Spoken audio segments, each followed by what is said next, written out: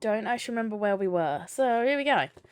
Sarah pushed me aside so I went sprawling. I crawled out of range of the guns and stood against the wall by the door. Sharon reached out and took my hand, giving me a tiny smile.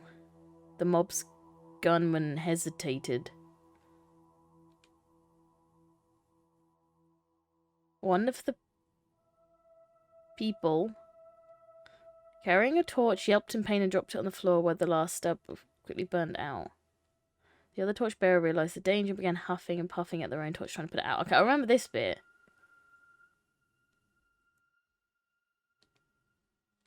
I thought it would have saved before this, but I guess not. I saved after this, but I guess not. Seeing the things we're getting last year, the leader of the mob shouted at us in Portuguese. He says to get off his land. Okay, I remember that bit. I don't remember what we picked. Yeah, we'll ignore him. Second, our mob left us. Miss Farah ran behind the privacy partitions. Hi, Kit. I'm just dropping in on break. That's fine. How's work? How is everything? I hate Black Friday week. Yeah, I would not want to. I'm so glad I am unemployed. I'm so glad I'm trying to avoid retail forever. And tills and refunds. Big oof. I really do hope that it's easy, like, it gets calmer for you, considering you're a tiny shop. We all heard her sobbing and obsessively asking her daughter if she was alright. She raised her voice and yelled for everyone to pack at once. So I said I was ignoring those threats. Our stay in the Portuguese hideout of the children of Guy had come to an end. I didn't like the idea of staying in the hole in the ground with only one way in or out and a pitchfork-wielding mob in the area. Spent 20 minutes trying to fix a refund on Black Friday. Oh, yeah. I love Black Friday as like a customer from online. I would never go into a store for like Black Friday stuff, and I'm now sort of glad that if I'm going to do Christmas shopping, it's not going to be just yet. How long have you been doing this one game? Fucking forever. I can tell you exactly. I can tell you exactly. The kid upstairs deserves the death penalty.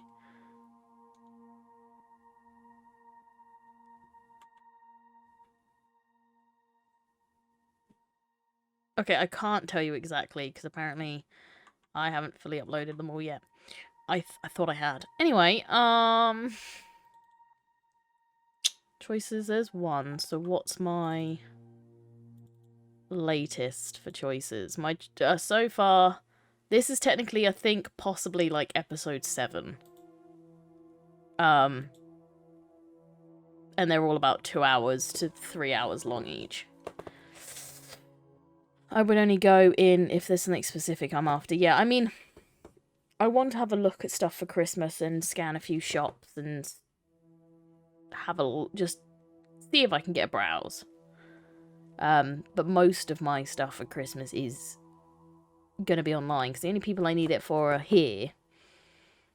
I can get anywhere, whereas all of my other Christmas stuff, everybody lives back at home. Like, it's all, you know, mum, dad, family and stuff, and I can get that all sent to my mum's if I need it. But I want to see what I can pick up to save me having to order online. But I haven't actually looked at Christmas stuff yet, so I'm gonna hope that Black Friday gives me something for anyone ever. That'd be nice. Travel with the children of Gaia or get out of Portugal by any means necessary. Well, they hate us, but if we get out of Portugal, where are we going? I don't remember. This is the downside to playing this game over a period of time. Get out of Portugal by any means necessary or travel with them. And they don't like us, but I feel like they'd have more information. We'll go with them, because I think they're going to have more information for us, unless they, like,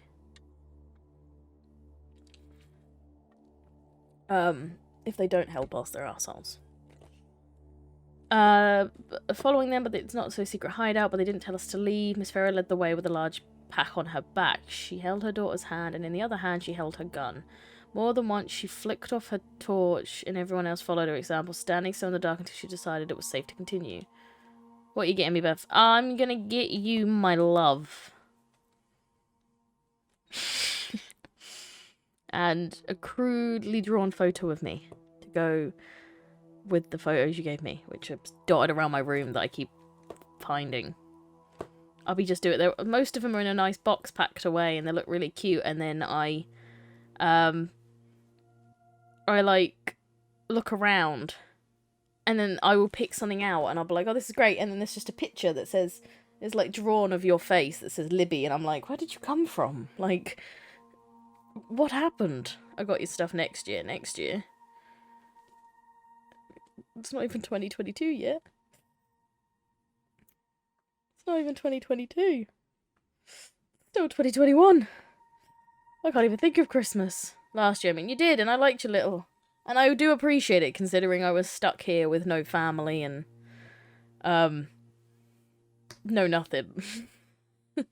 If you have, like, favourite sweets or something, I'll happily pick you up some. And wrap it nicely with my face on it. But I'm terrible with Christmas gifts. I still don't even know what I'm getting your sister. So, I don't even know what I'm getting my own mother, and I'm pretty sure she just wants Amazon vouchers. I'm terrible. The only person I've technically bought for are the twins. And that's because I saw some cheap dinosaur trackies. That's it. I haven't even bought them anything else yet. And it's their first Christmas. I need to do that. I have pretty much... That's what my sister, she was on the phone to me and she was like, "Oh, yeah, I got your message about what you wanted. Like, what... You know, because I said a couple of things." She was like, "Do you want vouchers then?" And I was like, "Well, if you get me an Amazon voucher, I can buy the new Xbox controller because I'll just put my own money towards it." And she was like, "Alright, sick." And she was like, "Yeah, well, we're done. Or before the 1st of December, pretty much. You were the last one I was waiting on." And I was like, "Well, you said you wanted something specific. Are you going to send it?" She was like, yeah, it's 3 times now. I just want her to hand over what she wants. And I'll order it. But she refuses. Yeah, she wants something specific. But then she was also like, "Oh, you can also get me some stuff in Lush." So unfortunately, I do have to go into Lush. I was going to go in anyway for Eliza, but I'm now actually going to have to go into Lush and look around.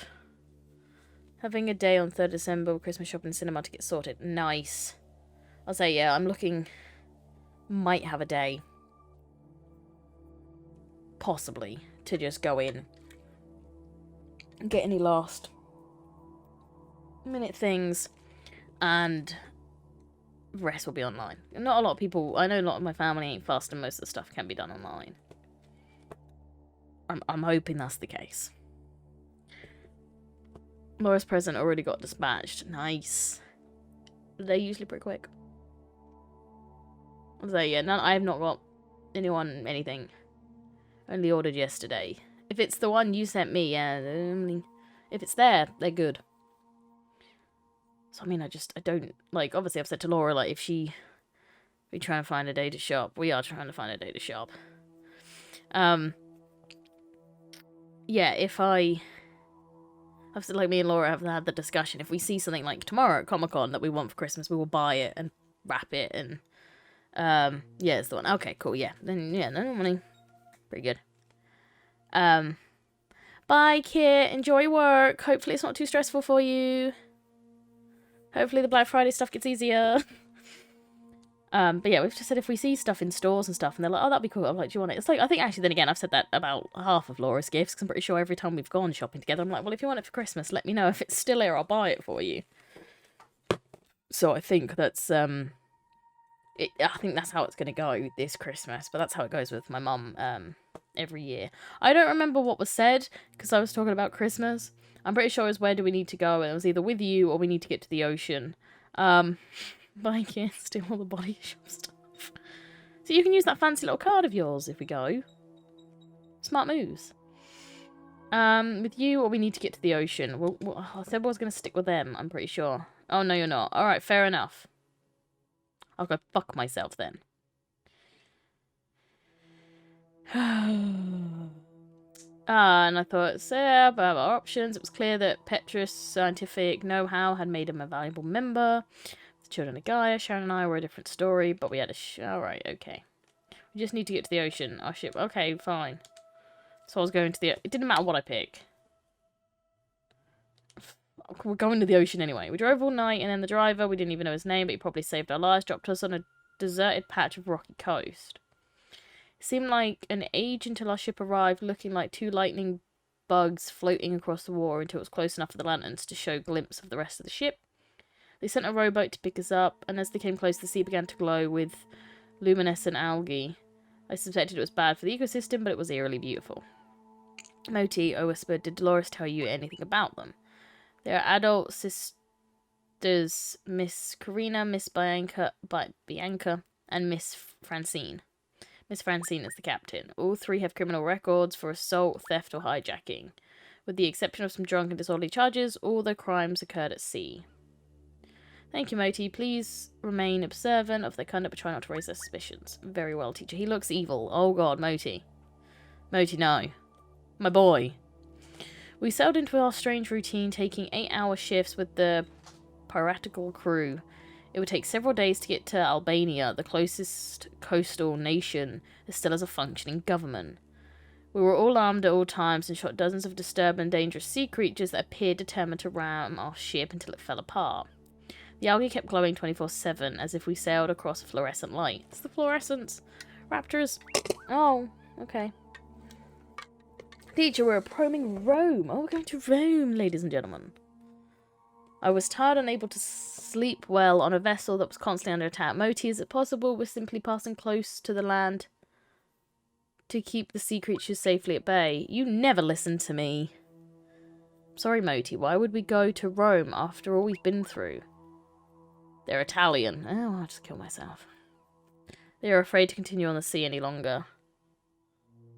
We are being stopped by 3 razorbacks. We're being chased by a lot of animals right now. What's a razorback anyway? I assume you don't mean wild pigs. They are the second largest animal in the world, twice as long as this vessel and 3 times as fast. Oh. Are we going to make it to the land, teacher? Probably not. Do you know what? I'm going to trust this random pirate lady.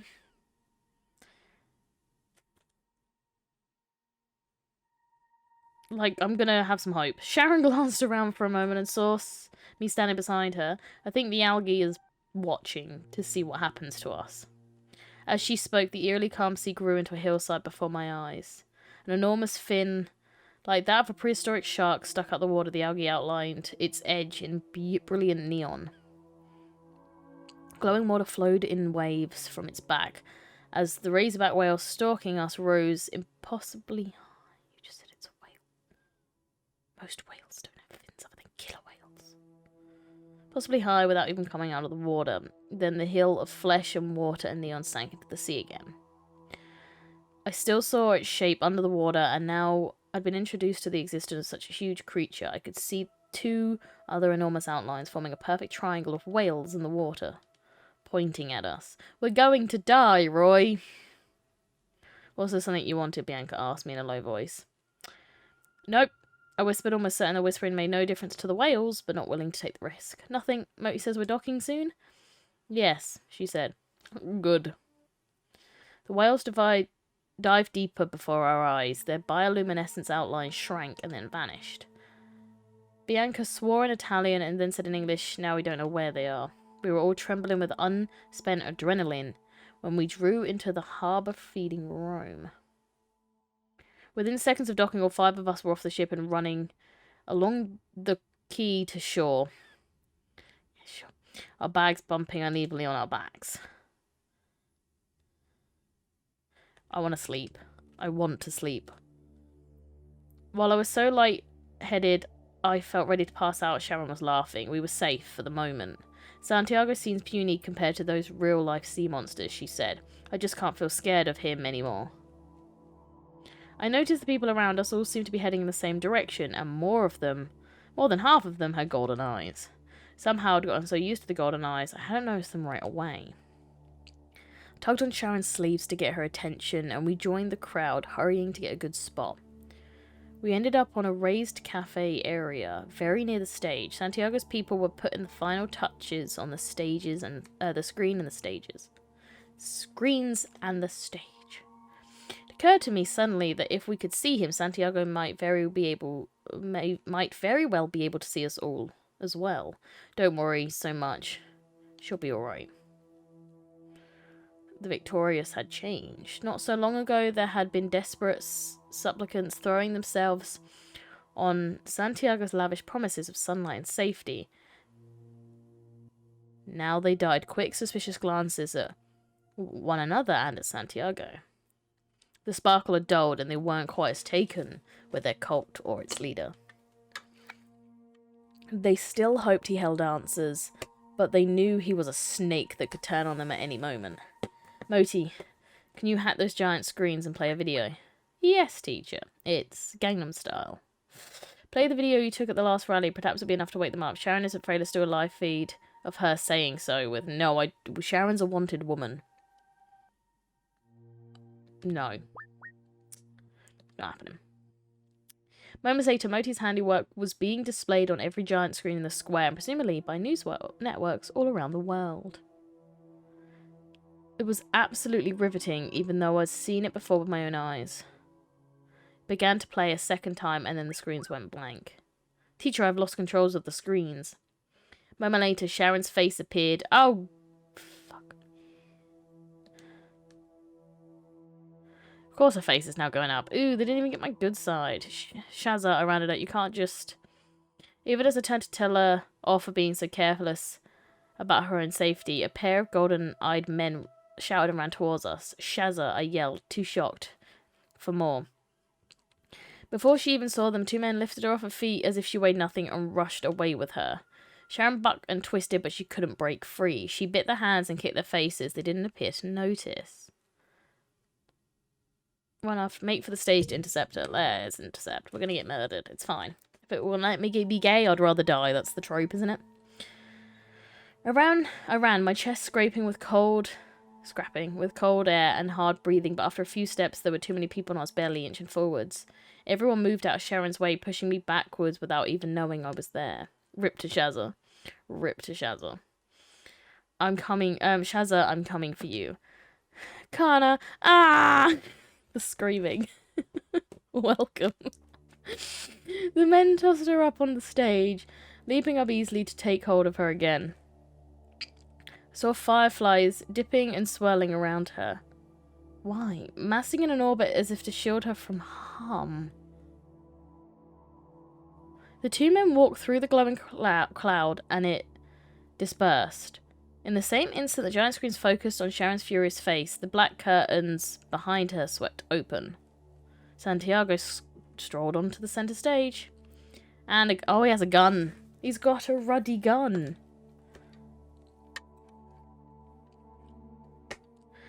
The anger dropped away from Sharon's face, and she stopped struggling and stared straight at the camera, begging silently for help.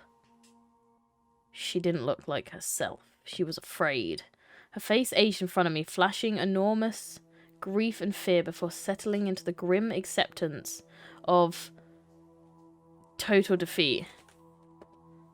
No need to say hello if you know my characters such as the Teletubby Hangout. Wait, what?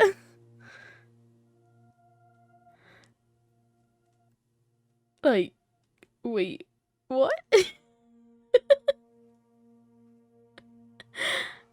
As in the creepy Teletubby Hangout. Why don't I recognize your username? What's going on? Wait, like the wait, yep, why don't I... Everyone's got such different usernames.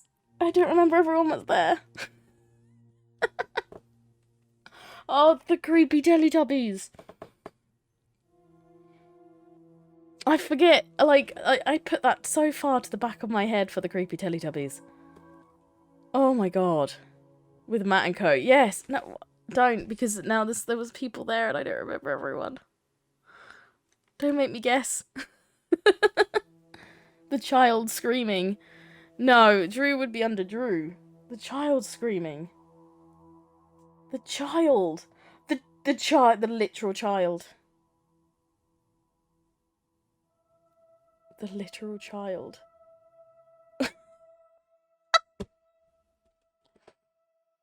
Oh my god. Oh my god. Okay. Oh god. Yep, that makes more sense. Oh god. Well, how are you? Are you still screaming? Oh my god. Yeah, okay, everything's coming slowly back into my head. Oh god. Then again, actually, I would be screaming too if I was in Creepy Teletubby Land, I'm not gonna lie. I would have screamed as well. That was a day and a half. Oh god, the Teletubbies. So yeah, I'm very bad with usernames. I apologize. I see new and I'm like, I think you've been here and I know you, but I don't. Lichen. Oh, right. Okay, that makes. I did say, yeah, lichen. Lichen. That's totally pronounced correct, right? Okay, yes, that fits a bit better. Yeah, I'm terrible with. I need like a book, or I need to find out how Waz does those magic nicknames, so I can do that. So I can nickname everyone that I slowly don't actually know in real life. I need to ask him about that. Oh my god. Anyway, where were we? She was afraid. Okay, I saw the moment that she remembered her daughter, and she raised her hands as far as she could, with two men gripping her wrists and forearms like steel cuffs.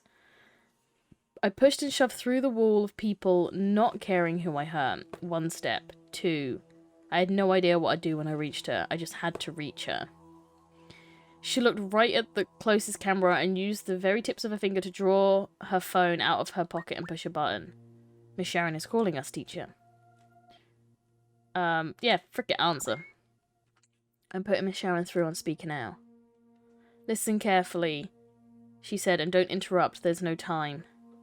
Understood, I said, but there was so much more I wanted to say. Tell Chrissy from me not to be afraid. Tell her I love her and I'm sorry. She was right about me being stupid to keep whizzing about taking risks. Tell her she still looks good in purple, no matter what she thinks. Tell her to be happy, or I'll be right pissed at her. Is she gonna die? You're my new Nightbot. Everybody, you wouldn't want to be Nightbot. Everybody hates my Nightbot. Like, everybody does not like Nightbot. Normally Nightbot gets abuse. He only does 2 things and they will abuse him. Shaz are gonna die. Don't say your goodbyes. Think of something. Do something. I'm coming. Is she gonna die? Don't. And on the massive screen, she suddenly wasn't looking right into the camera anymore. Go away. Be safe. Save the world for me. And if you don't have a long and happy life, I'll be right pissed. I said for her, trying desperately to think of what to do. Nightbot was banned. Do you have a Discord? I do. You're more than welcome to join it. It's when we post when we go live. There's like a meme section and stuff. Waz is in mainly control. But we do. You're welcome to join it. It's right there for you. If Shaz is gonna die. Shaz is gonna die. No, Shaz is, please don't. Shaz is gonna die. Moti, I said, trembling with fury, put this message on the screens with translations underneath. Yes, teacher.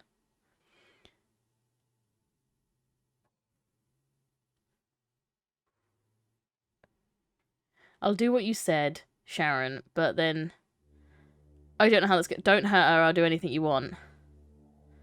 Yeah, sorry about that. Waz is normally in control of links. Be warned. I don't know. I think Libby also possibly has a chance, but I can't tell you how well that's gonna go. What should I do? I feel like if I pick the top one, me saying I'll do what you said, it's just okay, I'll do it. But don't hurt or do anything you want. Is just... Like, I feel like that's... I don't know if any of these are actually going to save her life. My boy Salty is being replaced. He's very salty. Oh. Live a long and happy life. I'll do what you said. Or don't hurt her. I'll do anything you want. The bottom one is gay. Pick that one. Alright. For the gays. If she still gets shot...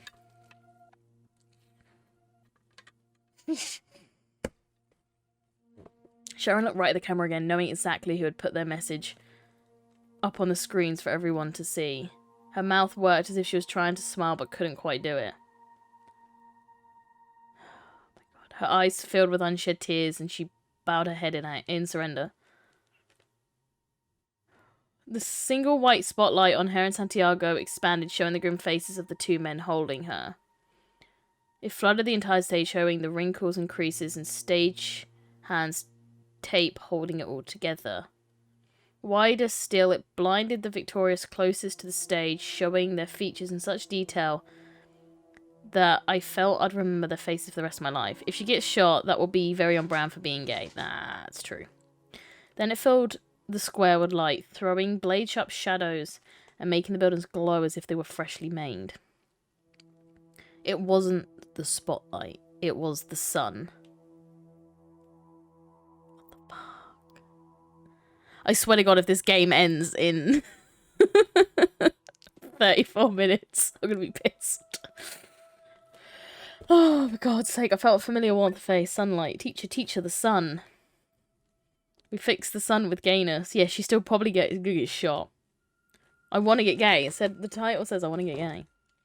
I blinked and blinked, looking at the stage, looking for Sharon. She was weeping for joy, made even more beautiful as the sun shone on her tears. With infinite gentleness, she slipped her arms out from the slack hands of her captors. As tenderly as a new mother, she took the gun from Sandio's hand and passed it to someone off stage. Moti, another message in all the common local languages, please. Yes, the other little heart eyes. The sun loves you, Sharon. Exactly. My words appeared in enormous black and white all around the square. Sharon really did smile this time. Dozens of owls flew away to whatever nests and perches they preferred during the day. It was day, real daylight at last. Sharon winked at me via the camera, then jumped neatly off the stage into the crowd, heading away from Santiago. Santiago stood slack-jawed, staring at the sky with eyes already red and weeping since he didn't have the good sense to look away. His men were long gone. Someone yanked hard on the black cloth covering the stage, and a long strip of black duct tape gave way, exposing a hole. Others joined them, stripping the stage bare and shredding the cheap black cloth. Santiago stepped backward, looking back and forth like a trapped deer. Some of the cloth caught on the far corner of the chipboard and wouldn't budge.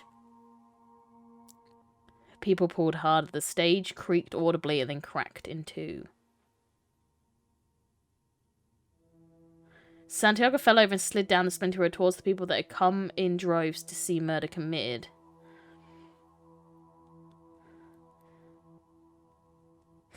Well, in Beth Can't Games Discord server, you should use Discord Nitro to waste money just to flex. Hear that, Discord mods? So come join the Discord. Keep up to date.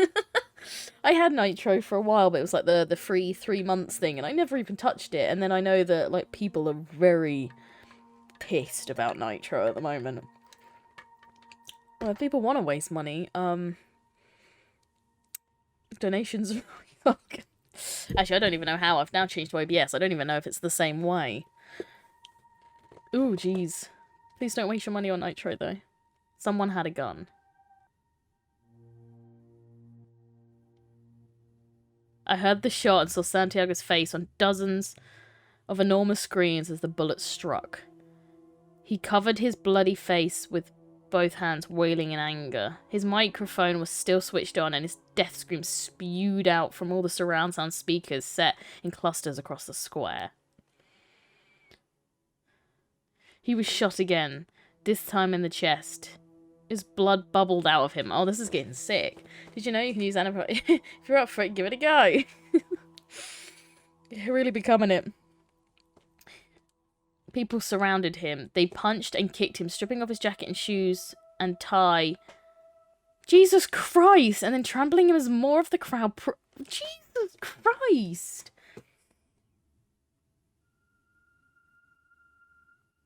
The closest camera dropped on the ground, catching one last shot of Santiago's lifeless body as the crowd pressed on towards Vatican City.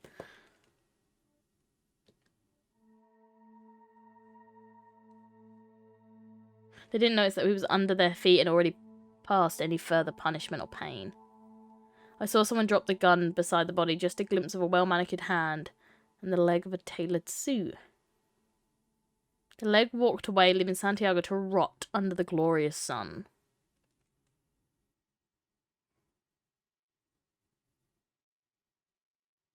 Moti, please send a message to congratulate. Oh yes, we're working with the Mafia.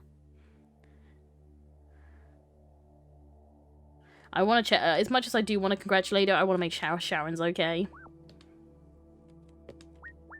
Poor Mr. Santiago. No! Let that come aside since I wasn't charitable enough to comfort Moti about Santiago's death. Calling Sharon now. I apologise, teacher. The phone lines are extremely busy at present. I cannot reach Miss Sharon. Don't worry, Moti. She's sure to be... Did you miss me? It was Sharon! She lives! I threw myself at her in a bear hug. She returned it, holding on an unusually long time. I confess I was a teensy bit concerned for a moment there. I don't know what I would have done if the sun hadn't returned in time. Didn't I tell you she'd be right? Yes, actually, you did. So... Gelato? No, let's just leave. I really don't want this to be the end, though. Did you know violence is bad when best comes? There's no tolerance for violence. Violence? No violence. No violence. No violence in the Discord servers. I breathed in and the air already felt warmer. It took 3 weeks for the sun to return this time. 3 weeks. Around us, people were throwing their coats and beanies away, then stretching out their newly bared arms to soak in every possible ray of sun. A news team scrambled to set up, then filmed the most ordinary shots. Shadows on the sidewalk, light on a leaf, a woman wearing sunglasses. They knew every shot would be riveting once the sun had set at night. No, said Sharon. No? There's no way I'm going inside now, the sun's back, she said. Fair enough. The streets were packed with people and the cafes were suddenly full. We managed to find 2 chairs and sat down. I'm pretty sure, like, did I not? I thought I was going to leave. Waitress danced up to us literally and asked in English if we wanted tea or coffee. Raised an eyebrow to ask what I wanted. All I care about is being here with you. I do, but also I'm wanting the gay. Do you know what? We'll go for... Surprise me. Sharon glowed in the sunshine. She looked larger than life after 2 weeks of artificial light. People kept interrupting us to hug Sharon and kiss her cheeks and thank her for standing up to Santiago. Waz has arrived! Waz, you nearly missed Sharon dying. Oh, and the sun's returned. You missed so much in 41 minutes. What? Yep, Sharon nearly got shot and then the sun arrived. And now everyone thinks that she is the reason that the sun thing. Etienne, we haven't even got to him yet. I'm trying to make this gay, but I don't know where he is. Oh yeah, and I have a new nightbot. Oh, that's the other thing that's happened.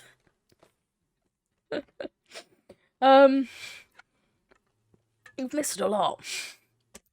One man vigorously shook her hand, forgetting he was still wearing golden contact lenses.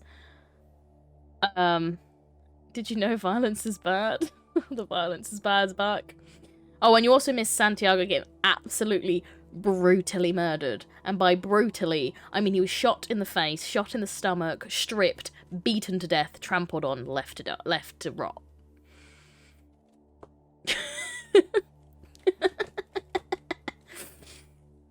I reminded him about his lenses and he took them out once, stamping them underfoot.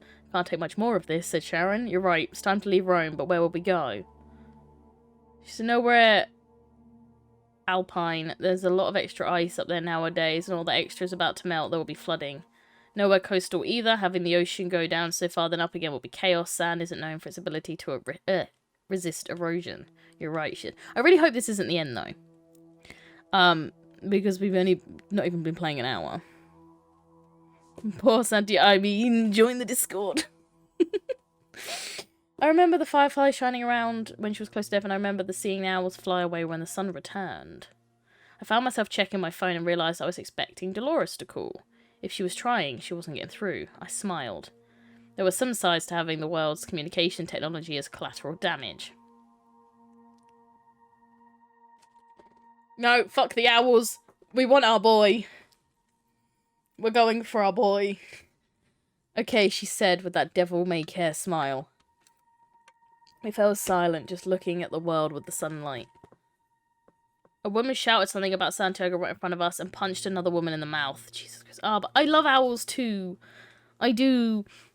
But I love the gay.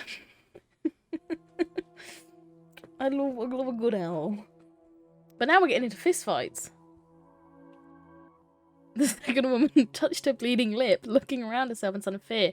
She still had golden eyes. A sudden hush fell on the area, and then suddenly more people were yelling at the yellow-eyed woman, who defiantly shouted back. A blonde woman threw aside her chair and snatched up a butter knife. Sharon and I both leapt to our feet. Suddenly all eyes turned our way. For one crucial instant. Probably no more killing.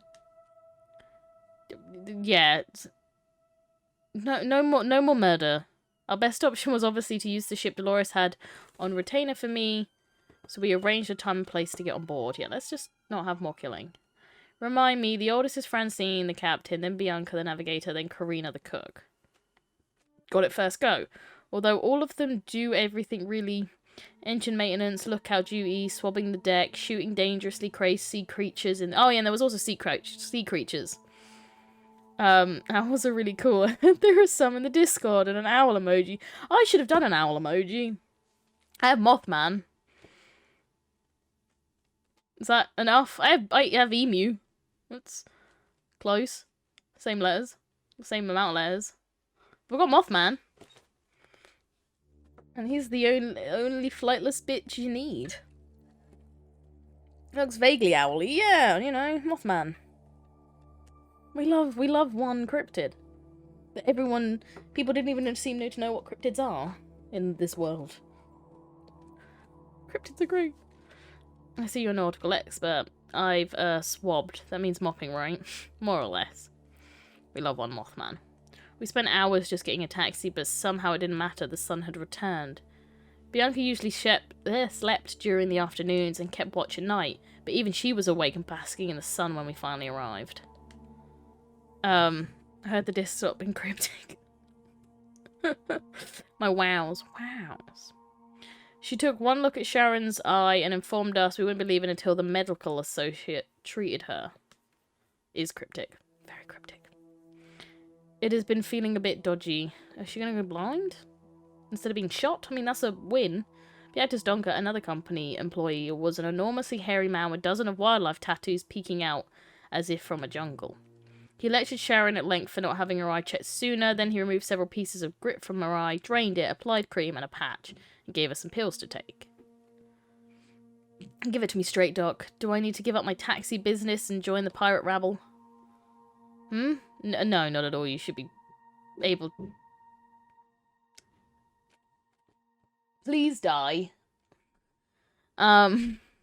Should fully recover in a couple of weeks. You may need glasses, however. Remove the patch in 2 days, take your pills, and get your vision tested. Francine brought out a bottle of celebratory fucking scotch, and we all partook. Soon I felt wonderfully warm, inside and out. Francine was the ship's owner and the older sister, and she dressed like a CEO, except that she left her long black hair loose when her ship was docked. The rest of the time it swung around her hair in a single long plait. Someone's dragging the bodies outside. I frickin' hope so. Tell me, she said, how much longer can someone like you continue to work for the company? I'm not complaining, but it seems to me that you're too much of a hero type to survive in a business where money is more important than life. As long as it takes to get the sun fixed. Yeah. The beginning of our journey was mercifully uneventful. I attempted repeatedly, give me my boy! But our best phone call gave me just one word. Turkey. Presumably that meant he was in Turkey, not that I was a turkey, or that he wanted to bring some turkey with me. I told Francine to head east and take us to the city of Antalya? Antalya? Yeah, sure. Egypt has completely closed its borders. I sat with heads in hand, wondering what to do next. Perhaps Etienne planned for us to meet in Turkey. Perhaps he meant for us to travel through Turkey rather than risk the deeper sea in the middle of the Mediterranean, where the danger from panic sea creatures was highest. All I knew is he thought I should probably go to Turkey. Probably. So that's what I told Francine, who informed me that we'll be sailing close to the coast all the way, making Sicily a significant obstacle. I really think he just wants some turkey and then COVID. Do you hate alcohol? Well, the no, I've been overrun by Nightbot. Nightbot's taking your brain. Yeah, fine, I know what you're doing. Hey, look, they had a giant party. The three sisters saw the chaos on shore and decided we all needed to stop in Sicily overnight. A few clouds passing over the sun made everyone jump, but when people looked up and saw all was well, our our guides redoubled their effort to dance and drink the day into history. A man pressed a full bottle of tequila into my hand, gave me a sack of limes, and gave a sack of limes to Bianca. Francine confiscated both until we had a good table. We toasted one another over and over again, and Carmine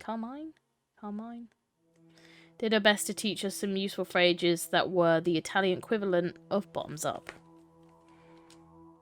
6 drinks in, even Sharon was struggling with the language barrier, but somehow it didn't seem to matter anymore. Teacher, the men at the table near the cafe door do not look as happy as everyone else.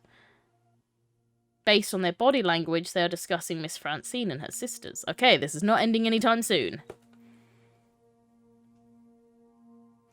No, we asked Bianca. I don't trust the men. When Bianca went to get another round of drinks, I went with her and carefully drew her aside. Let me guess, you're worried about the beardy table. They certainly seem very concerned about your family. We've met, she said. I waited for details and was disappointed. Bianca smirked at me and let me slip the tray back to the table. Alright. Follow our lead. Fuck it. Seemed to take forever, but at last we were back on board and ready to set sail. It was oddly comforting to be on familiar ground, even though it wasn't ground at all. Sharon and I were useless on deck, which was a relief. I went to my quarters and lay on my bunk bed. I hadn't meant to sleep, but I did and was woken by gunfire. Jeez. Terrified of some new disaster, I ran on deck. Glasses. I'm already wearing them. Boop. I wish I had another pair I could change into. That's what I need to do. I need to get a second pair, so every time that is used, when I have forgot them, I can change into them. But I've only got my Ian ones, and I can't see out of my Ian ones. Put shades on.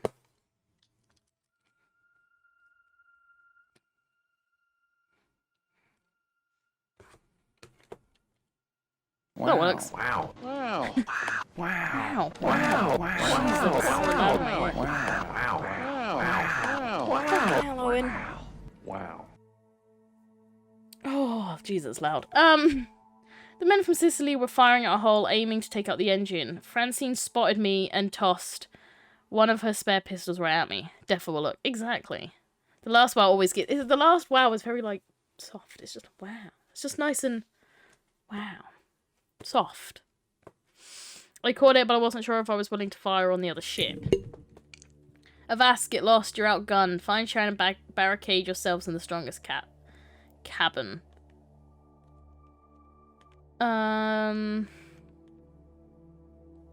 What do you guys think? Should we be weird and shout at them, or try and save our skins? Will you fucking stop?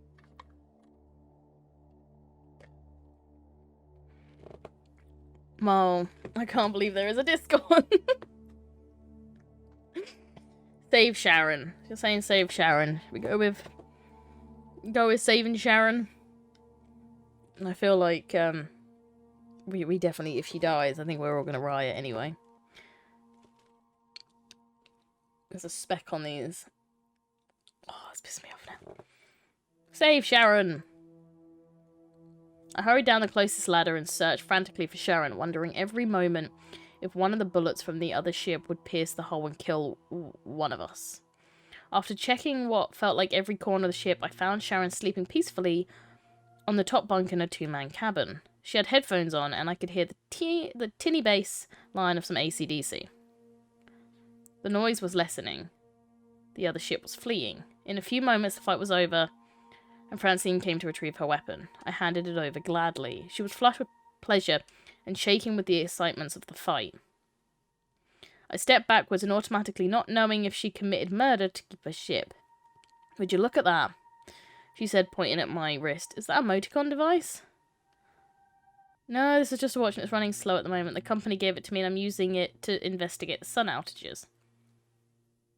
I don't actually remember what these sisters know. But they've told me not to keep...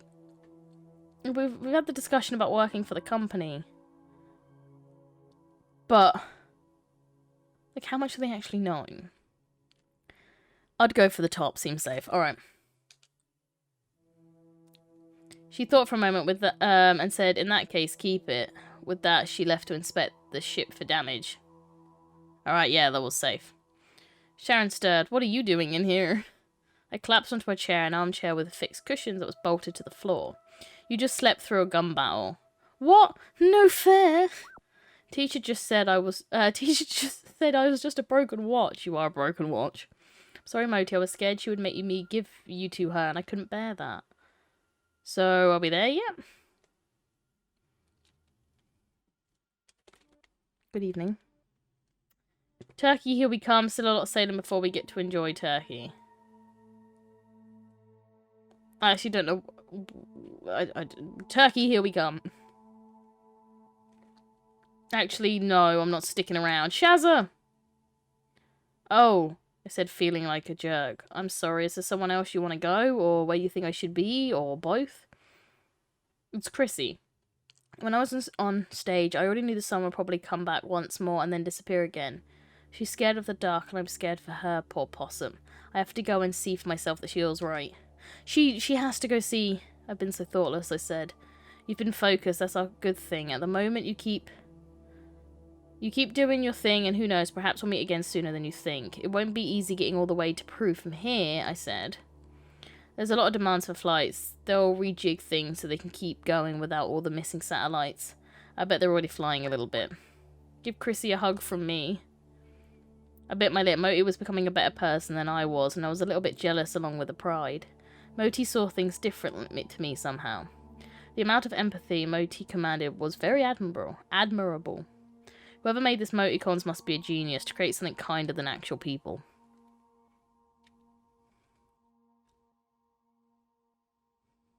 I'll miss you. Obviously, I want to say that. But take Chrissy's family and find a safe, warm place to stay away from cities. I feel like we've got to tell her we'll miss her. Because we don't even know how close we are to the end.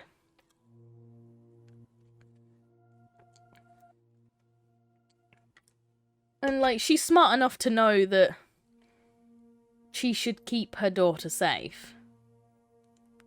Right? She just went up against a madman on a stage and had some hope that the sun would return. So she would be smart to do it anyway, so I can just be like, I'll miss you. Right? Yeah. Have like a nice heart-to-heart. We'll hope for the heart-to-heart. I knew you'd understand. Alright. Nothing back?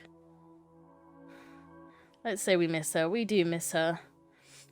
May I talk to Moti? Of course.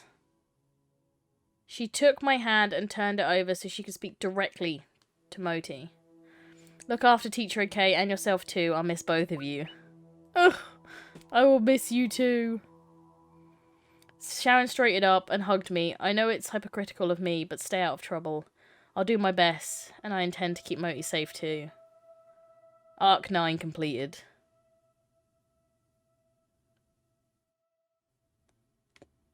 So only 26 people want to be gay. What a scam. Arc 10! I actually can't see anything in these. Our pirate associates dropped Sharon off the far southern coast of Italy, and we travelled on without her. The first hop is likely to be the hardest. That is, the sea gap between Italy and Greece. I'm tempted to take us up and around Venice and Croatia and so forth, but not quite tempted enough time to spend all that extra time at sea. So we'll hold our breath and skip across. Do I get a vote in this? I asked.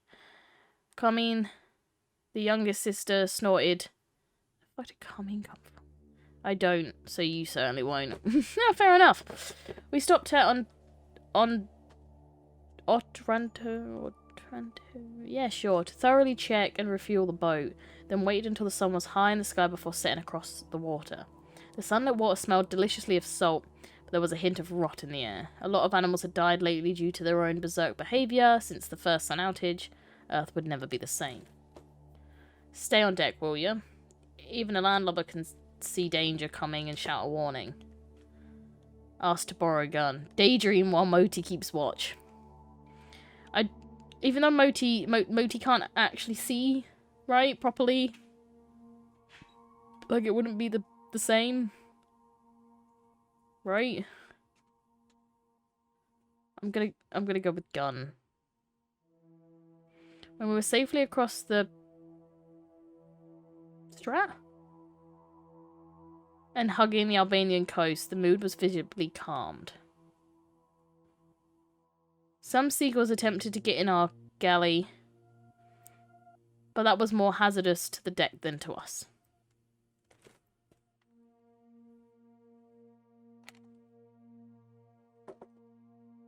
Am I hearing things?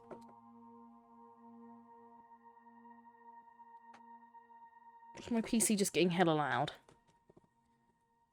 How is Albania these days? Is it burnt out? Revolting? Mitchell's boiling the kettle. Oh, that's what I hear. Dealing with total infrastructure collapse?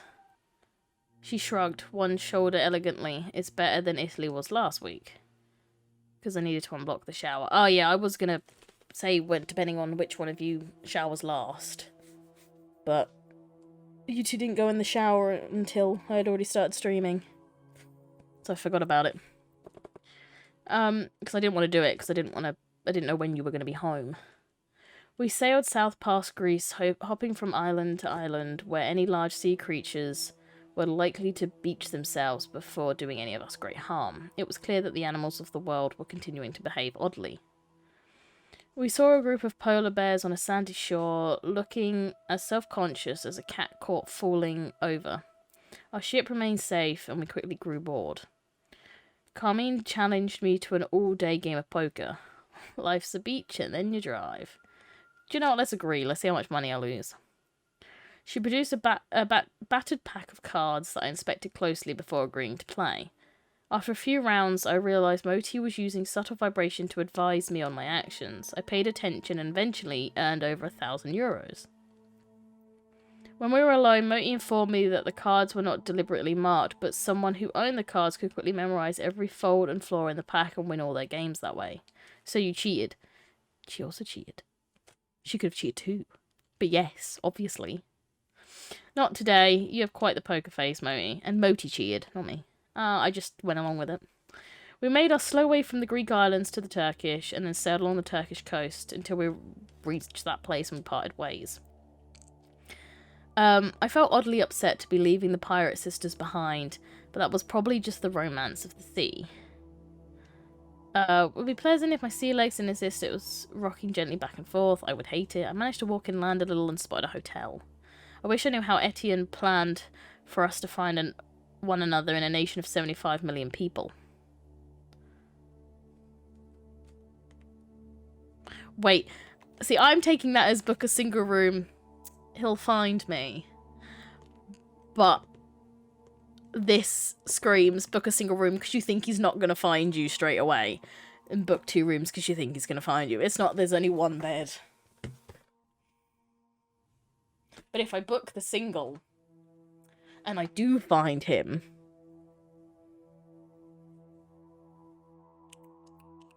we could get the gays. If this game allows me to have the gays.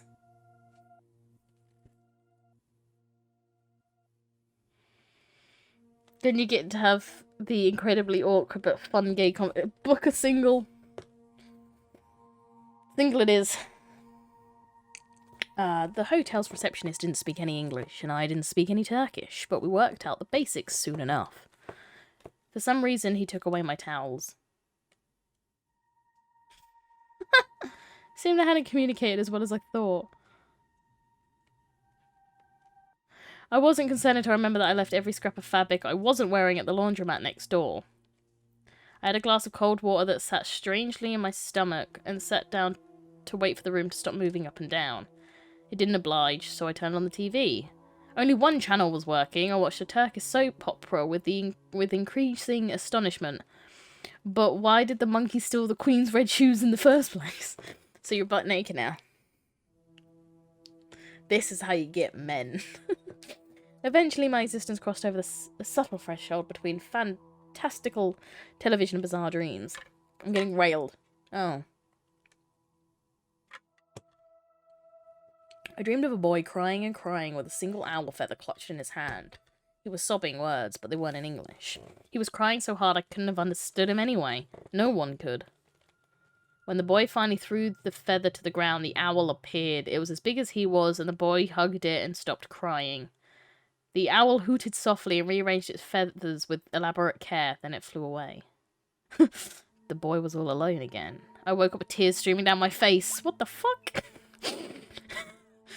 Teacher, why are you crying? Why are you crying? Let's see what Moti makes of it. Do you think someone was trying to communicate with you? What the fuck is wrong with you? What? I said, rubbing my face. It felt like I hadn't slept at all. No, that never occurred to me. Why are you crying? Why are you running? I made myself get up and wash my face, which I then dried on my shirt since I didn't have a single towel.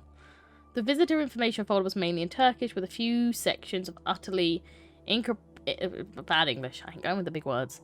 I had Moti run it back and forth through online translators a few times, but it only got worse. That was probably the method the original interpreter had used. Ultimately, I followed my nose to the breakfast bar, offered money to a woman standing at the entrance, and went inside to eat. I wasn't sure if the woman was a hotel worker, a snappy dresser, or an expert con artist. I also didn't know if the cost of breakfast was meant to be included in my room fee, in which case I'd just given her either a tip, or a bribe. The food was good. I turned salty, sweet, and sharp. I was so ignorant of Turkish cuisine, I didn't recognise several dishes. Moti begged me to try them all, and for the most part was glad I did. The spicy sausage was especially good. I have to admit, having breakfast in Turkey is a bop. Their food bangs. I finally unlocked the DLC catalogue. Hey! Well done! Fucking jeez, how long did that take you? Like 3 days? Fuck. My only disappointment was the only bread was British-style bread rolls. I'd been hoping for Turkish bread for obvious reasons. Oh well, surely I'd have some before I left Turkey. I found a new person at the desk who spoke enough English to understand that I wished my towels to return to my room. Feeling triumphant, I visited the gift shop and found some Turkish delight. Teacher, those almost have no nutritional value whatsoever. It's Turkish delight, mate. No, fuck you, it's good shit. It's apparently to do with the amount you spend in the shop, not the number of houses you've done. Oh. The guide lied. How much do you have to spend? Because I keep not buying stuff so that I can get the catalogue. I enjoyed a passionate and convoluted argument. 150,000. How the fuck am I supposed to work that out? I'm close. Well, at least I'm halfway. Because that bow was a decent amount of money. And I'm going to look it up after. I mean, I think my evening it's going to be me playing Animal Crossing until I pass out to get up early tomorrow. Just keep buying shit. Oh, I say I need to check it today, but that's what I'm going to do after the stream. As soon as you do it, he talks to you. Oh, wonderful. Back in my room, I still had no... Because I say, on the first day I bought all of the items, and then I've not been buying much. So maybe I'll get close. But I did have an enormous stack of Turkish new... Maybe it's art. I keep going to read this and I think more. So I guess maybe you have to get to 30 and then spend. Because I'm pretty sure it said after 30 you unlock it, but... Because other people have been saving up to buy it, and some have unlocked. Oh, must be a weird one. How on earth am I supposed to ask for newspapers when I couldn't even get towels? I decided to let myself air dry and to rinse out my clothes in the shower as well. I showered and wrapped myself in a bedsheet, surprised at the amount of salt that had collected vaguely dried on my skin during the sea voyage. Now, when I googled it, people were saying they got it way before 30. Oh, fair enough. That guide lied to me. What a bitch. I'll have to let Mao know. When I tried to turn the TV on again, 2 channels were available, and one of them was the news. I watched for a while, and Moti translated some of the tales of local political scandals, heartfelt speeches by teenage pop stars, and a local competition about who made the best goat's cheese. After a while, it was amazingly calming. Moti lowered its volume and then stopped translating. Images of sunlight, military parades, and sport contests washed over me, along with an unintelligible finance report of scenes of weather reporters standing neck deep in a dripping snowdrift. I smiled serenely, at the sound of chanting before realizing it was real-life chanting coming from outside the window. In an instant, I was thrown back to the constant paranoia of Santiago's Italy. My heart pounded and I ran to the window. Don't be afraid, teacher. There is a local election for a mayor here tomorrow. No one plans to harm you. Thank you, Moti. But my heart was still beating, a mile a minute. Moments later, I realised what Etienne would do to help me find him. He'd go to a famous city. Istanbul had 14 million people, but that was still better than Turkey's 75 million. Time to check out. We're off to Istanbul. So it doesn't matter about the room anyway. Doesn't make a difference. We're not getting laid. Do I call him or do I text him? Do I text with like, "Hey, you up?"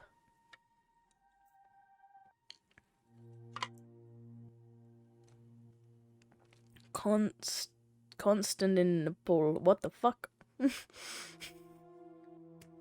Why are you out here with long ass words for, boy? I can't read. What gave you that idea? Not this game. This pillow's already getting... We're calling him? We'll call him. I think I've been bitten, and I swear to God, by the ladybug. That's what Istanbul used to be called. Ah. The song.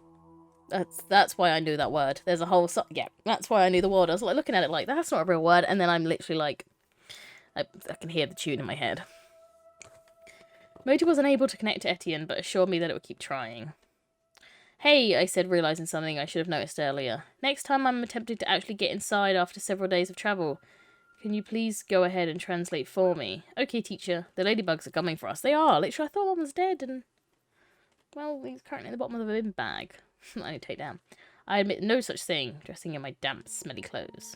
I answered knock on the door, and made Moti ask the woman for towels. That would have worked a treat, except that she was a local print journalist looking for a human interest story. The sketchy internet was having an energizing effect on print media. She didn't have any towels, and I didn't have any comments. I said a firm goodbye, accepted a business card, and went to check myself out. Once I paid for my room, I picked up my clothes from the laundromat, and it was time to move on. Train's gonna be faster. I know it could be full and more expensive, but the train's gonna be better, right? Oh. Let me stop playing with it. I'm right to say train, right? I need to find some of that itching cream. Trains are always better. Yes, they are. Let's go with it. Moti asked for directions in Turkish, then directed me to a train station. I paid for a ticket and stepped on board saying Istanbul to anyone that looked kind enough to not object to my disheveled appearance. Several people said Istanbul back to me, so I figured I was on the right track, probably even the right train. I wonder if Moti's sense of humour would stretch to that, and decided not to risk it. The train stayed in the station for some hours, and I grew increasingly anxious that I'd misunderstood everything.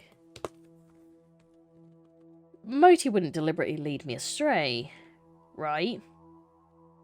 Eventually, the train was full and a ticket collector came through, taking everyone's receipts before we left. I surrendered my ticket and hoped desperately that he wasn't a fake. No one seemed concerned, so I told myself again I was being paranoid. Stow the luggage. Keep the luggage on your lap. Keep it on your lap. I don't care. Trains I don't trust. I twiddled my thumbs for several more minutes, and then was delighted for the chance to continue twiddling my thumbs, but this time with great views. The train pulled off out of the station and we were off. The city was packed with glorious array of architectural styles, and from modern to first century, Muslim to Gothic and neoclassical. I drank it in. Moti made an excellent tour guide, despite never having been to Turkey before. It was Moti that told me when we were passing a particular interesting building, and I snapped pictures and asked questions as if I was a tourist. Sadly, this state of affairs couldn't last. Moti fell silent, and I fell asleep. I awoke in a panic, not knowing which Turkish city was around me, or had we already crossed the land bridge to Europe. Moti, where are we want to know, but also we gotta know where we are, unfortunately. I've received no word.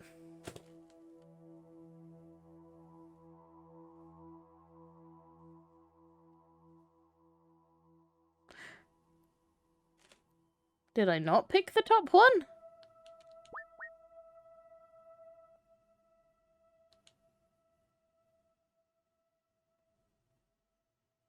Okay, so Adorning Horror, how many stops are there altogether? There are 27 more train stops between here and central Istanbul. The journey will take a long time. I recommend you relax.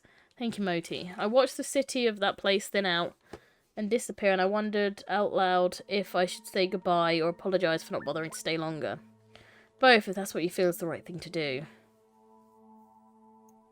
It's bad enough that I'm constantly talking to you, Moti. I mean, it is a bit weird if this bastard's on the train, like, anyway, can you tell me what that building is? Hi, can you... yeah, that's great, like, looking like a knob. Though I feel like if we say it, Moti's gonna be offended.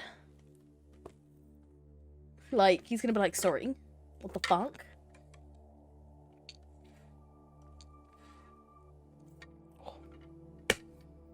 I just know. Oh! I swear to God, I'm getting hurt all over. I think I'm dying. Can't die before tomorrow. I would like to go to Comic-Con, even if it's stupidly early. Rip. I'm gonna go with... I don't really want to say stuff out. No one's gonna understand me. Fuck it. Goodbye. That place, I'm sorry I wasn't been able to... Yeah, whatever. Goodbye. I felt foolish, but Moti seemed genuinely upset. Moti, saying goodbye was just a silly, superstitious thing to do. Don't be sad about it. The city doesn't have any consciousness to let it feel sad or lonely. Are you making a joke, teacher? No, I'm telling you you're a twat.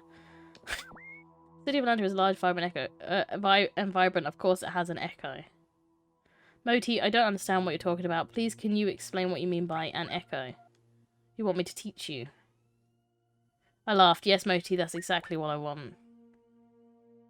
Reality is more complicated than you can see or touch. There is another plane of existence, which is just as important as the physical plane. On that plane, souls exist just as they do down here. Sometimes they look different, like the owls. The owls look like fireflies to you. Are you sure you do not already know this, teacher? I rubbed my forehead trying to take it in. It sounded like nonsense, except that I'd seen the owls for myself. So everything has a soul. People, owls, whole cities. Not everything. People, owls, stars, a lot of things.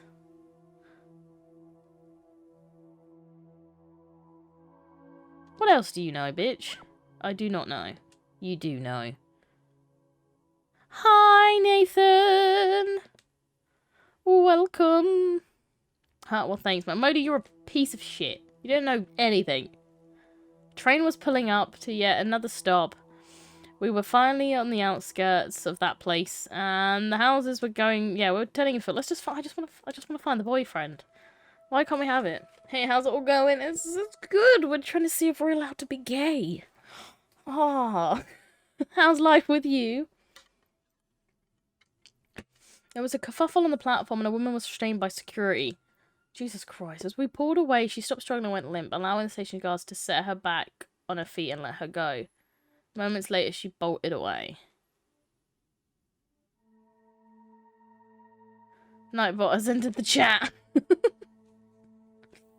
Wait, I want to know, yeah, what, is she alright? Her son broke away from her and was stowed away on our train. She was unable to follow him and the guards misunderstood her intentions. Don't tell Harvey. Oh, I'm never telling Harvey. How are you? Jesus Christ, stop calling people hoes, Laura. There's a lost boy on the train. Yes, teacher. Is he old enough to look after himself? I estimate his age of 12 years. I'll be fine. Oh, broken arm, he'll be fine. I suspect he is much more capable than the average 12-year-old. Should we look for the boy and be a good Samaritan and deal with a child? Or should we just be like, ah, he's 12 with a broken arm, he'll be alright. He'll be fine.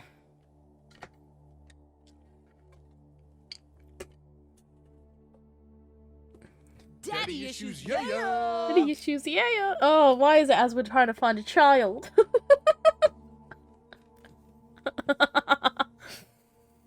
Oh, it's not exactly your responsibility, is it? That's what I was thinking. Feeling a bit like a hoe, but apart from that, I'm good as I've got a 3-day weekend. Oh, nice. My 3-day weekend's been going since August.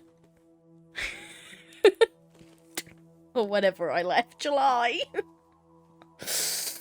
Oh, Jesus. Perfection. So, should we just assume the boy is alright? So jelly. Don't be, because you have some money. I have nothing. I'm broke. I have a month-long weekend. Babe, you haven't worked in like 9 years. No, look for the boy. Okay, someone else needs to make the decision because Waz says it's not our responsibility. And Lycan's saying it is our responsibility. And we should look for the boy. I may have a fuck the boy. I don't want to fuck the boy. He's 12. We're trying to fuck the grown man. Stop telling me to fuck the boy. We're not pedos.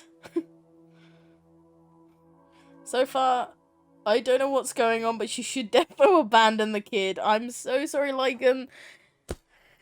3 have spoken. We're gonna let the boy live on its own. I'm so sorry. So, is this the kid? At the moment, a skinny boy with silky black hair and large eyes stumbled into our carriage. He stopped and lifted his hand to the sky. Moti, I found you, he cried in perfect joyful English. Who the fuck?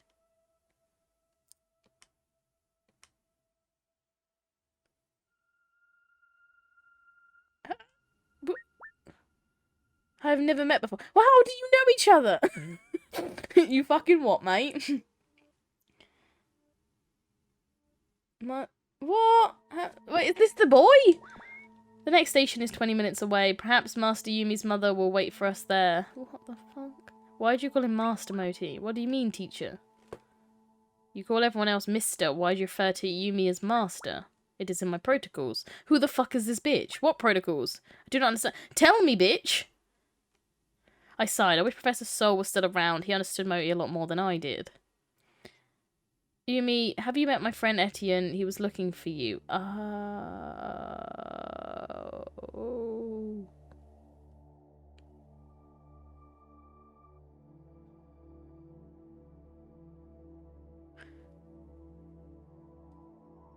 I thought this was a kid. Was this not a child? I'm so lost on this fucking game. What do you mean? Right. Have you met Etienne? He was looking for you. Moti, what do you mean Yumi's mother might meet us at the next session? What do you mean us? Like, what? Have you contacted her? Like, you should have listened. I don't think you would have came to the same outcome. No, I want to know what he means by us. We are not going to leave Master Yumi now that we have found each other, are we? Deleted the message, he was banned. Wonderful, thank you, Az. That's why you're here. Stunningly. I hope not. Wonder what I just got myself into. We were drawing close to the next station, so I moved to gather my luggage, not sure what would happen next. It was difficult to negotiate the aisle of the train with Yumi clinging to my wrist. He had drawn attention to Moti, and several people on the train were looking at my Moticon device with frank interest. If they knew Moti's genius for manipulating some communication and connectivity despite the global problems with the satellites and cables, they would be more than covetous. What was that? Oh, Waz is my mod, so if people that are like bots and stuff come in, Waz takes care of them. So be warned, if you're pretending to be Nightbot, he might come for you too. We made it to the door eventually, and I spotted Yumi's mother on the platform as we pulled in. She was panting from what must have had a frantic taxi journey, and was anxiously twisting a ring on her finger. It wasn't a wedding ring, and she and Yumi did not look alike, so I guess she had adopted him. I'm a jealous bitch. As soon as the doors opened, I rushed outside, calling out, Yumi's here, he's safe. She ran to us and embraced her son, bursting into tears. I'm sorry, Mama. She took a shuddering breath. Oh, thank you for talking to me, Yumi. I love to hear your voice.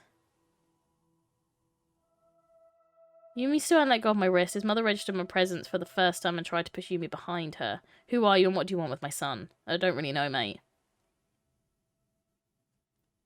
Do you know what? Nothing. He generally found us. Waz is the one out here giving... the one giving fame around here. Exactly. The woman's face softened. Yumi has a good judgment. I'm sure there's a reason he wanted to meet you. She held out her hand in introduction and I shook it. Well... You have heard, unless I am artificial intelligent Mark 7 point. Is this getting a fight? The fights of the bots. I'm Penny, Yumi's mother. She gave a little shrug, and yes, I'm British. Yumi and I are going back to my home, but travel's a little tricky at the moment. I've noticed, I said, feeling awkward that Yumi was still holding onto my wrist. I don't like kids. The train whistle blew to announce a departure. Yumi, I think your friend has to go now. Yumi shook his head fiercely and held tighter onto the watch band securing Moti to my wrist. I think he just wants my watch. I don't think he wants me. I think he wants my watch. I can catch the next one. When is the next one? Actually, I'd like to spend some time with both of you if that's okay. Wait, so apparently Etienne was looking for this child. So we talk to them. We get to Etienne. Right? That seems to be the logical sense. It wasn't the word I was looking for, but...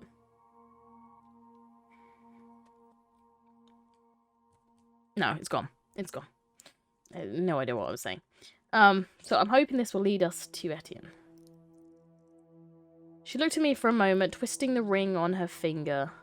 Let's get a coffee in the station house. There's clearly something odd going on between Yumi and your watch.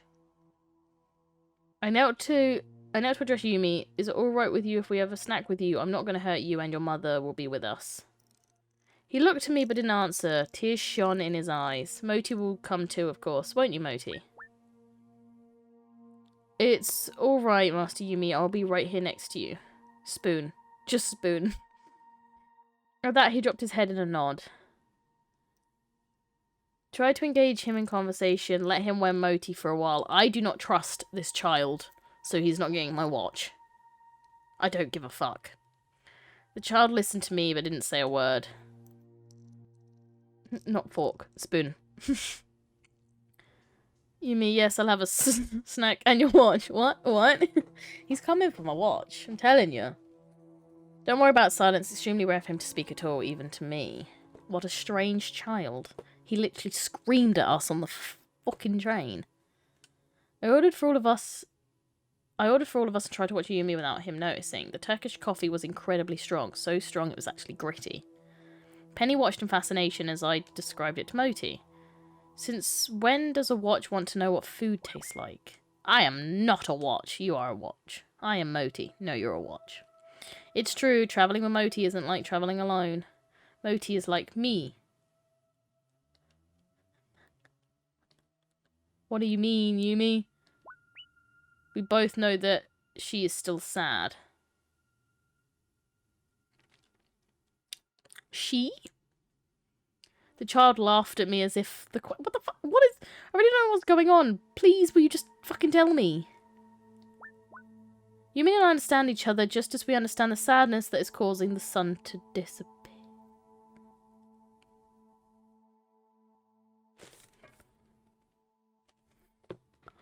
Is this Padme? Is the sun Padme? Does she die with sadness? What is this bullshit? I struggled to keep my voice steady. How do we fix it? No, please do not ask that question. Why not? Millions of people will die unless someone figures out the answer. Why is he crying? But what the fuck? I heard his mother's voice say, I'm sorry, I'm sorry. Ooh, ooh, ooh, ooh. I don't understand. Penny looked up at me from where she comforted her son under the table. Get away from Yumi now. What is going on? What is going on?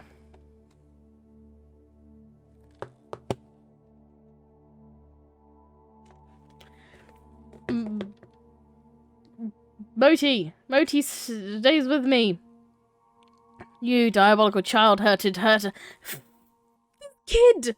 It's not my fault!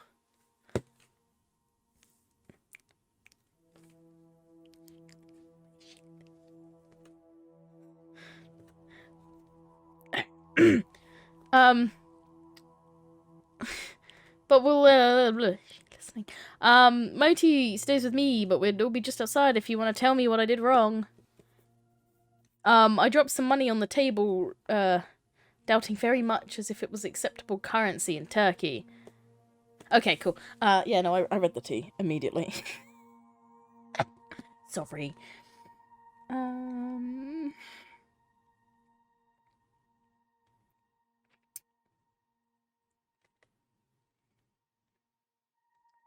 I swear to God, she comes back late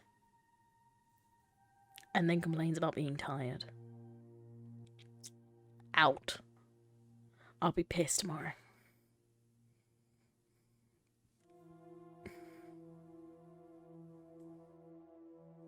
Well, there's no point in you replying because I'm replying to you now. Pay with scones and run away.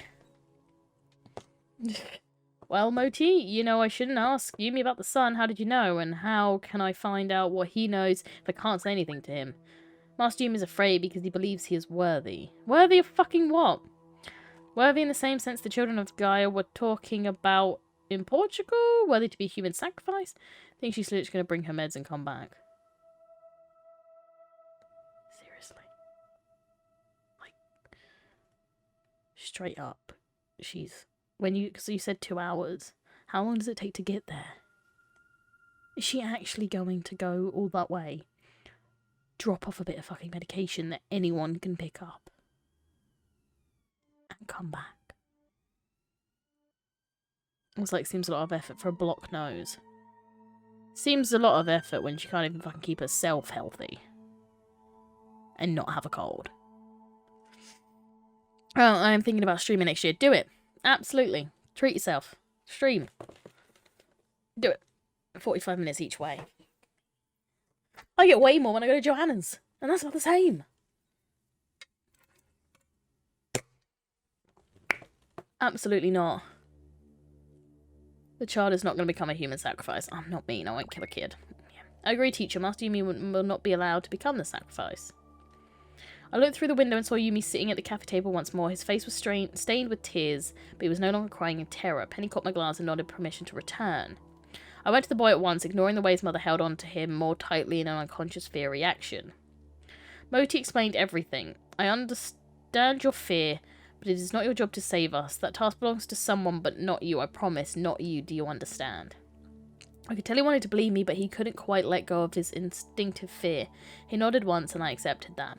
I know Moti and Yumi would like to stay together. Would it be acceptable if I tagged along now that I know to watch my stupid mouth? Not stupid, said Penny. I suddenly realised she looked like she hadn't slept in weeks. Being Yumi's mother couldn't be easy. Yes, you can travel with us. Where are you headed? No, do you know, we're finding Etienne, please. Excellent, we're passing through Istanbul on our way back home. My home, that is, Liverpool. Ah, Liverpool! With 4 of us, 3 humans, we booked a private cabin for the next leg of the train journey. Penny and I didn't say it out loud, but neither of us wanted our locations accidentally broadcast to the world through some random photo or phone uploaded to every social media. I hope to stream with my streaming pals and Liverpool! Yes, no, stream, it's fun. Even if it can be a little bit stressful, do it, treat yourself. Well, we were living almost on top of each other, but we had our own minuscule bathroom which gave us some privacy. I admire Penny's devotion to Yumi and her ability to stay calm under pressure, but being around someone so similar and yet different to me made me crave my true friends. One evening when Penny was taking a shower and Yumi was sleeping, I watched brown fields pass by out the window. Moti spoke up to let me know he had a connection to a strong... Give me my boy! My heart beat faster at once as I was about to dance with my high school sweetheart at prom. I was stupid to get excited over a simple phone call that might not even work. I was desperate to talk to someone I truly cared about and who truly cared about me. Oh, I can actually pick which one. Okay, I was really just hoping it was just going to give me Etienne. I love Sharon with all my heart. But, like, I thought it was just going to immediately call Etienne.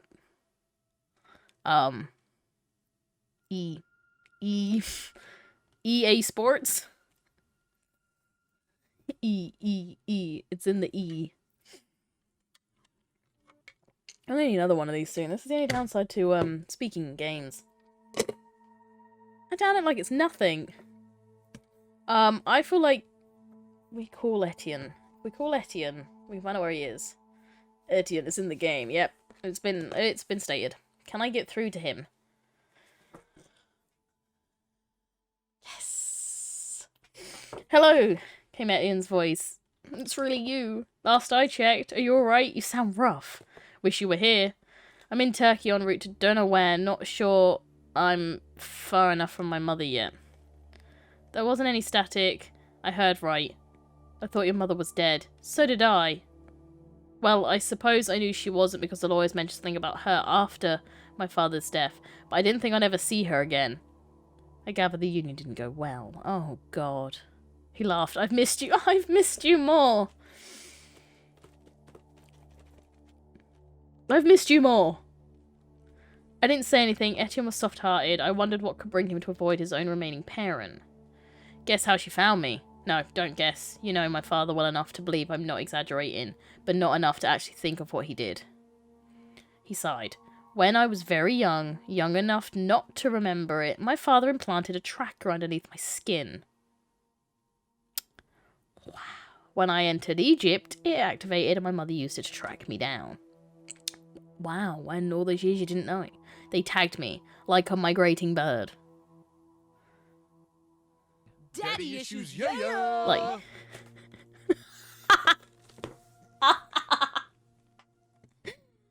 Oh, perfect timing. With a bit of daddy issues. Yeah, apparently they've tagged the child. They tagged their kid. Jesus fucking Christ. I wish Sol was alive just so I could yell at him. That's exactly what I want to do. He laughed at that, but he clearly wasn't alright. I'm sorry I wasn't there for you when she showed up like that. Me too. Oh! I'm on a train to Istanbul right now. Perfect. If you tell me which train, I'll be sure to meet you at the station. I may have company. Yumi and his mother. You found Yumi? How? When? Actually, never mind. Tell me everything when you get here. I will, I said and recited the train details before hanging up. Not even a bye? Not even I love you? I listened to Yumi's soft breast, determined to protect him from harm. Moti, do you know of anyone else who is worthy to be the sacrifice? Any adult? Not yet, teacher. This game might actually go on for even longer than this. Oh my god. That dude was willing for a sacrifice, but he's not worthy. Yeah, we know that. Who's that dude? Was Sharon's historian friend. I've certain conclusions from the news reports about her death. It's hard to think about a real person being killed as a blood sacrifice. It was even harder to think that a man gave his life for nothing. I sighed, wondering if Sharon knew what her friend had chosen to do. Penny emerged from the bathroom fully dressed but still rubbing her wet hair with a towel. "This is the life," she said with a rueful smile. Tell her about Etienne. Or keep the we'll keep it light. "Lucky he doesn't snore," I said. "Do I? Nope, I didn't mean that. Sorry, I'm just so jumpy." "Would you feel better or worse if we were in a larger group?" "What have you done?" "Oh, anyway, I arranged for a friend of mine to meet us at Istanbul. Is that alright?" She hung up a towel, twisted a ring on her finger, remaining by the window and unconsciously adjusting her stance for the train rhythm. "Do you trust them?" "With my life. Literally. With Yumi's life? Yes." "Well, Yumi likes you. That counts for a lot." "No, he likes my watch." Yumi mumbled in his sleep and covered his face with his hands. His mumbles turned to anguished shouts in Arabic, and he tugged at his own hair.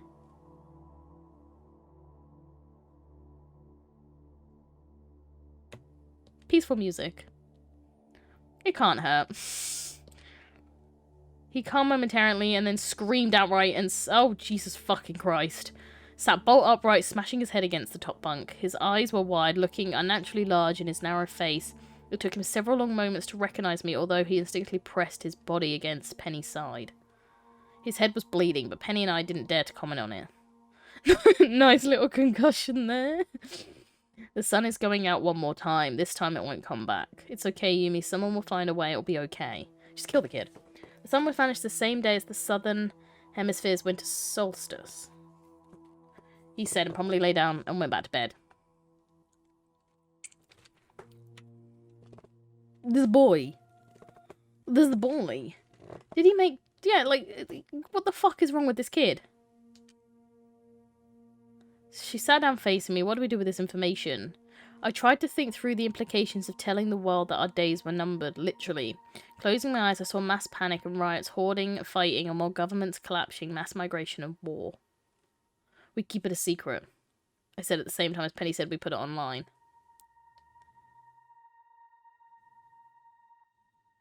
"You're my mother. You're his mother, you decide." Could I tell my boss first? Alright, what do you guys think? Do we go mothery route? Like, you know, you make the decision what's best for your fucking kid, but also at the same just slit throat. Or the boss. We've got boss, and then we've got "you're my mother, ooh-woo." I don't know how I feel about the ooh-woo. Make the mum decide. Waz, was yours to do with the mother, or are you just horny for MILFs? If the kid dies, not our fault. True.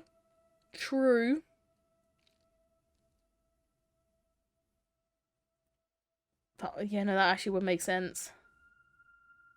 For sure do the mum thing. I'm sorry again, it's the mum thing. She made a face. The information could start a war. As your boss, I would not approve of any of this. Alright, yeah, I forgot I work for WazCorp. That's it, that's the... But here would be mass panic. Yeah. But Waz is the owner of the company in this. He'd kill us all. Anyway. She made a face. The information could start a war, but the sun is going to go out anyway. Isn't it? I suppose so. There have been so many secrets and lies and cover-ups, she said. I just can't stand adding one more. Only a little bit of murder. Only a smidge. Moti, I said, please investigate strategic places to release the information and advise us how to continue. Yes, teacher. Does your device know how to analyze international political and cultural trends? It'll buy us some time without feeling like we're slacking off. It's kind of a sentient internet, except Moti's kind.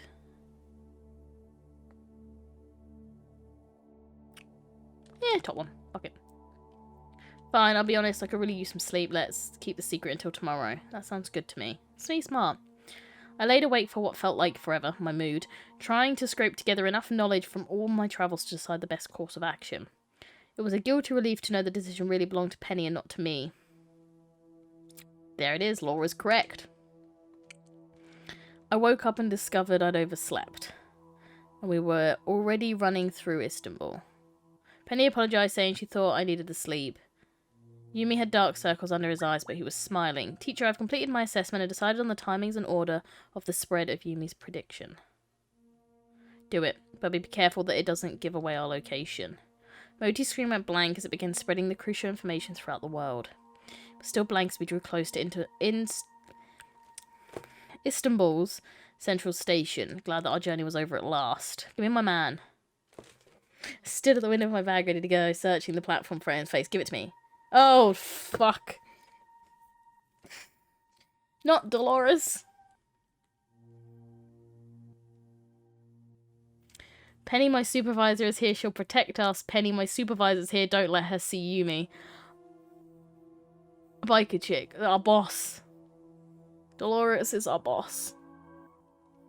She's the one that like, when Sol died, you know, she phoned and we thought she was kidnapped. Old bait and switch.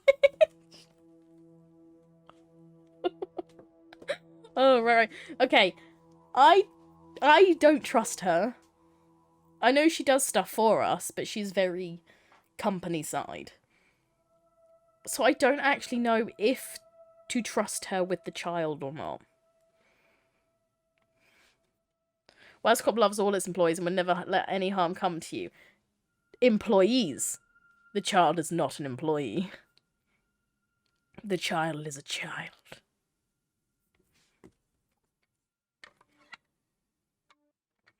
So I'm trying to work out if protection's a good point. I'm super sure you can trust Penny to. I'm super sure you can trust Penny to make sure the child ends up right where he needs to be. So you think corporate love the best kind. So we think in the top that she'll protect us? Is that what we're saying? Are we thinking that Dolores won't be a complete utter asshole? I never said she. I said protect you. I'm trying to figure out, will she or what are we picking? What are we picking, lads? The more people involved, the more messy, right? Yeah. But then why is she here? Why is Etienne not here, but she is? We only just released the information. Keep Yumi out of it, I think. We're thinking bottom. She's here for Etienne. Throw her on the tracks. You just haven't seen Etienne yet. Okay, we're gonna hide the kid. We want Etienne. We need to hide from your boss. Yes. I'll distract her with my good charms. I realised Moti was missing from my wrist. That fucker! This is very serious. We don't have time for lingering farewells. Give me Moti right now. Penny Nebel, I'm sorry, Yumi, but it's not face for stay with Moti. Give her the fucking watch.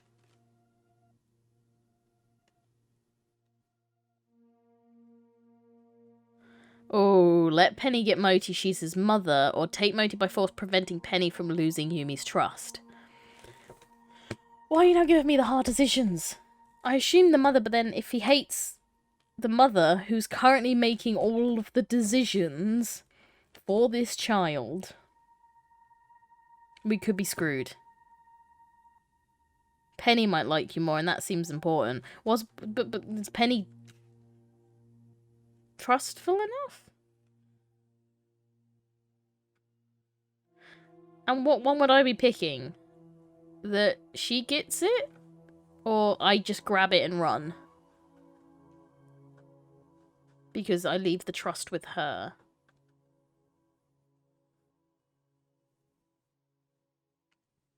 Because I'm thinking, like, if I leave the trust with her, at least when the decision comes, she has to make it. And he will trust her to make the right one. You just give the kid a little smack. Alright. And up beside, let me be the bad cop, I said. She nodded, giving her permission. I bit my lip and wrenched Moti from Yumi's hands. Yumi howled as if I'd stolen his right arm. I'm sorry. Goodbye, Yumi. Goodbye, Penny. Slip a cheeky elbow in there. Goodbye, bitch. I rushed to the platform, spotted Etienne, and grabbed him, pulling him with me as I headed to the spot I'd seen Dolores. Yumi's on the train with his mother. My supervisor was on the platform. I need to keep them separate. Understood. Where should I go? Oh! The morals! The morals. Remember that, because I'm going to run to the bathroom. So you get that nice, you guys have a decision. You can either protect... Etienne can go and protect Yumi, or he can stay with us. That is your decisions. I will be back in just a moment when I can turn my shit on, because I haven't learned the hotkeys yet. So you guys get to decide. I will be back in a moment.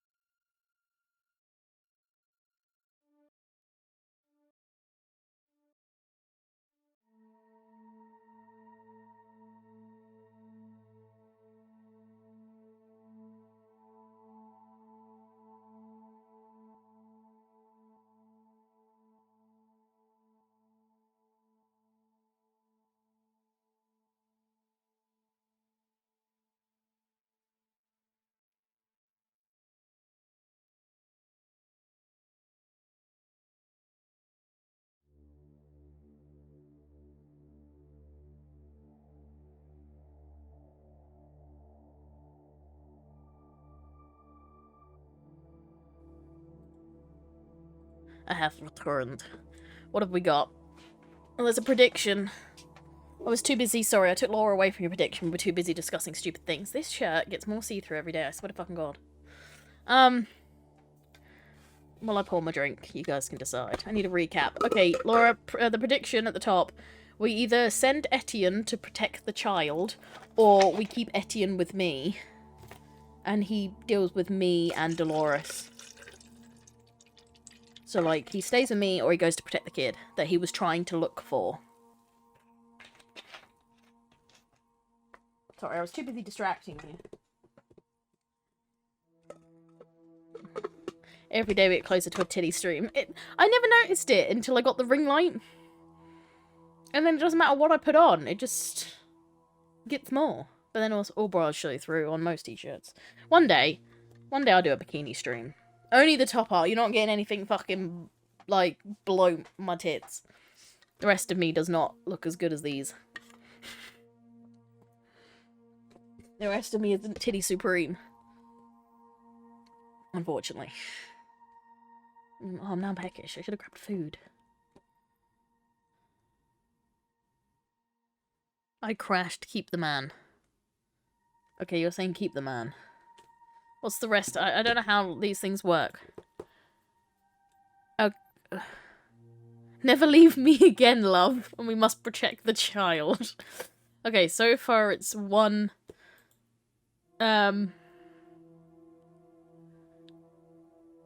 So, are we saying that Etienne stays with us? I don't know how to get rid of it now. Oh my god. Are we keeping... So what we're deciding is we're keeping Etienne. Do I want food? I can eat after. We're only going to go to 5. So I can eat after. Dinner's going to be fun anyway, so it's not going to make a fucking difference. Do I actually have snacks in this room? Oh, I have bacon bits. I just don't have snacks. No, 60 for never leave me again. We can always make dinner together. Oh yeah, true. Oh yeah, it's gonna be 5, isn't it? Well, I'll say if she's not home. Okay. You know? Fuck her. Alright, so we're going with Never Leave Me Again, so... Where Mitchell go? Oh god, Jesus Christ, did you just sense that that's what we were talking about? We're going with, so what I can see from this prediction, because I don't actually know how to get rid of it, filled up my screen, is Never Leave Me Again, so we're asking Etienne to stay with us. Spill the tea. Is Yumi safe? Good to see you, by the way. I absolutely adore you, and I love you more than life itself. Spill the tea. Spill the tea. I've been on Xbox. Is Yumi safe? Good to see you, by the way. Yes, safer when I'm not there in any case. He's been adopted and his mother's with him. Okay, said Etienne, casting one last glance at the train holding the child he'd been searching for. I'm so sorry, baby. I wanted you with me. Help me distract Dolores. Absolutely, he said. I won't spill it. I'll let Laura spill it. We made our way across the platform to where Dolores stood, looking annoyed. Her long hair was tangled by the wind, and I suddenly remembered how much she enjoyed using her height to intimidate me. I greeted her, circling around to stand on her other side, so she wasn't facing the platform anymore. Hello, said Etienne. Dolores raised her eyebrow at me, ignoring the hand Etienne held out for her to shake. What took you so long? And since when did you mix business with pleasure? Charlie didn't come, nothing new, because she didn't sleep and I guess was still sick. So, there's no surprise there, so she's gone to give meds to this girl, who doesn't even know she's turning up. Like, she's spending all of this to give her a £1 to fucking £3 medication. It makes no sense. How romantic. Which pit? Is this a pleasure or Michelle? Because it's not romance, it's red flags. My private life is just that private. Etienne is Professor Soul's son and a park warden. Our investigations often overlap. I could actually be true. And say, like, you know, tell the truth. And be like, you know, we just hang. Or I could be like, fuck you, it's mine, it's private. My life is my life. Oh, this makes a really satisfying sound. I'd be so happy if a girl brought me soup with... and tea while ill. Yeah, but, like, 1, you don't live at home with your mother.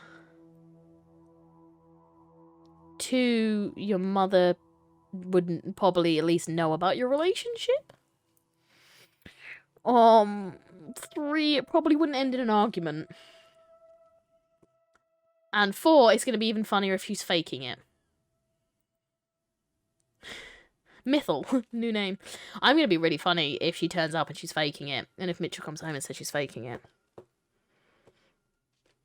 I will be so buzzing because she's going to soak tomorrow and I'm not going out for 7 o'clock for her to sulk.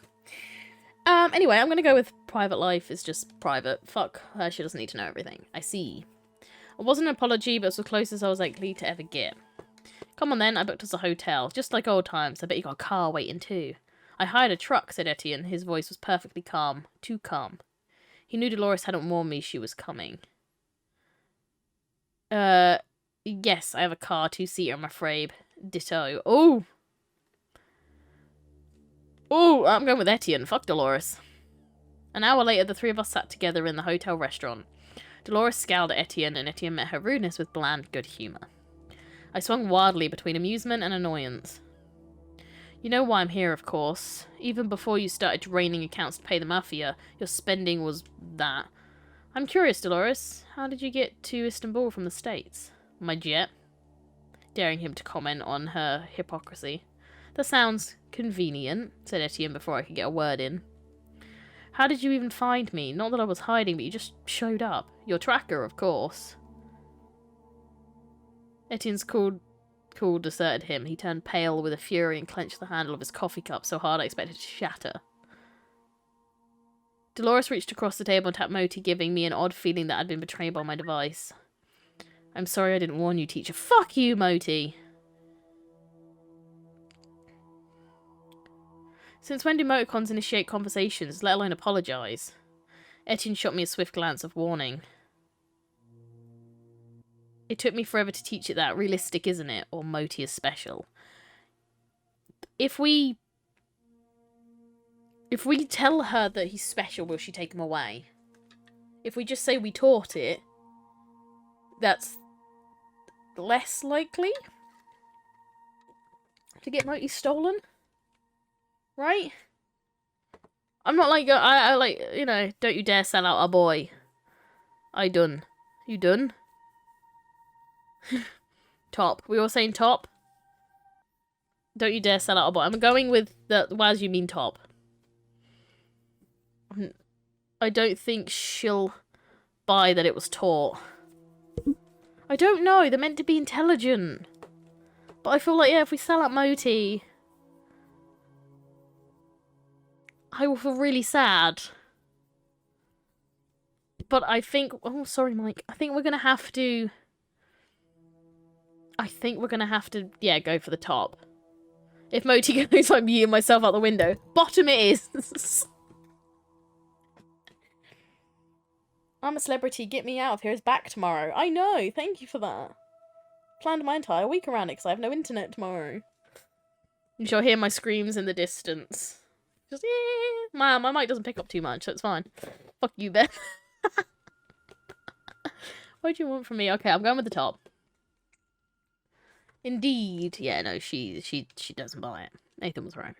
She took a phone emoticon and laid it on the table. How about we swap devices for a few days? It will be good for them to get exposure from different owners. No. I belong to you. I belong to teacher, not you. Dolores jerked her head around and stared at Moti, her expression a mixture of confusion and wonder. I don't think they're programmed for multiple owners. You bitch. Well, I had a long journey. Excuse me. She strode away and Etienne finally relaxed. I'm glad you're here, we said in unintentional unity and laughed. He leaned forward. There's something I think you should see at the Hagia Sophia, a famous building here in Istanbul. And I'm not sure if you want her along. It's to do with my father's diary. Shall we go now? Dolores is not alright. She's acting weird. I don't give a shit. We're going on our own. If she tries to kill me, she tries to kill me. Fuck. Going somewhere? Why don't you join us? Oh. Etienne smiled at my gaping and I had Moti take photographs as we approached. Oh, just let me... If you kill him, I'm gonna be so pissed, game. I will rather sacrifice myself for him. Several groups protested outside. A Christian group claiming the museum belonged, building for Jesus. Anyway, other bitches. Oh, good. Another sun cult. Can we get a move on, Dolores? I've seen old buildings before, you know. Ack off. Etienne led us inside and through the museum. An earthquake damaged the building in 1344. Some parts collapsed and had to be rebuilt later that century. The symbol I saw was in that section. There. Do you see it? About 10 feet up. The stone in the shadow there. I see it. I don't. I admitted. Moti, can you take a photo for me and please use silent mode from now on? It is too far away, teacher. Do I look like a zoom lens to you?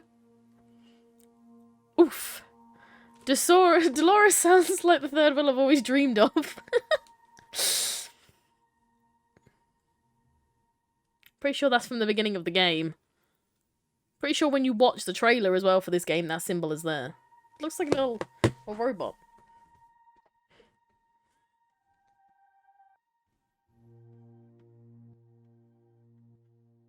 Nice. Why is that important, Moti? Professor Sol was investigating the same symbol. I was about to ask Moti what Sol's connection was to the whatever, to fucking this bitch. There wasn't one. The symbol wasn't just in Turkey, it meant something throughout the world. Well, what does it mean? Professor Val found something and Etienne is retracing his path, and honestly, I don't know. I don't know how much we're supposed to tell this woman. Like, I thought this DLC was done after 30 houses. No, there's, like, 100 and something. Isn't there, like, 100 and something characters? Laura, why are you still playing? Like, I don't think there's a storyline after 30, is there? Or is there still a storyline after 30?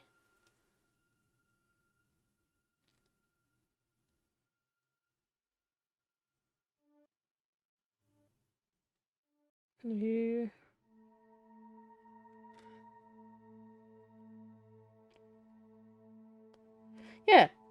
Well, as of the other day... Oh, but there's, like, more stuff to make not to do with houses. Oh, that's... Yeah, but that's not too bad. You've got this DLC for a year. You might as well do it all. And also, there's 397 villagers. So... I don't think... You've done 30. I think you've got... I think you've got time. I'm just gonna say I don't know. Because I wasn't paying attention. Is this why you're in Turkey? I was following leads, yes. Did you have another lead for me? Yes, walk with me. We followed her immediately back to the closest taxi rank. We know there is a fake Italian astronaut, but we don't know why. Another cover-up. They're going around at the moment, and every government in the world is trying to keep their people from revolting, and many of them aren't succeeding. No, it's more than that. If he's still alive, then where is he? If he's dead, then where is the body? What happened to him? Where is the real astronaut? And why is that one man worth such a lot of trouble to conceal? Okay, so we try and find the real astronaut? Yes and no. What we need is data about what happened on the International Space Station. That means going to NASA. Hey Modi, ever wanted to see a real rocket? This will be such fun. Ooh, NASA. NASA is... Do you know what? Even though I was a child and I think I was just like, ooh, rockets. I think I would definitely enjoy it more now, but I did love going to NASA. And, like, seeing stuff. I just wish there was a launch on the day that I went. But, like, I was a lot younger. I think I'd appreciate it a bit more now. But I've got one of the patches. I don't know if I ever brought it home. I can't remember if it's in Mitchell's room or not. But I have one for, like, one of the Apollos with all the horses on it. The unicorns or some shit. I knew there was something up with Neil Armstroboli. I'll see myself out. Oh, God. Oh, jeez. Oh, my God. Dolores stared at Moti again before catching herself. There's no point wasting time. I'll let my team know to expect you. Expect us in a couple of hours. Great. I said, looking forward to understanding. And he's gone. Everyday conversation without needing Moti to constantly translate. And what will you be doing? I actually have a lead here in Istanbul. I've just got him back.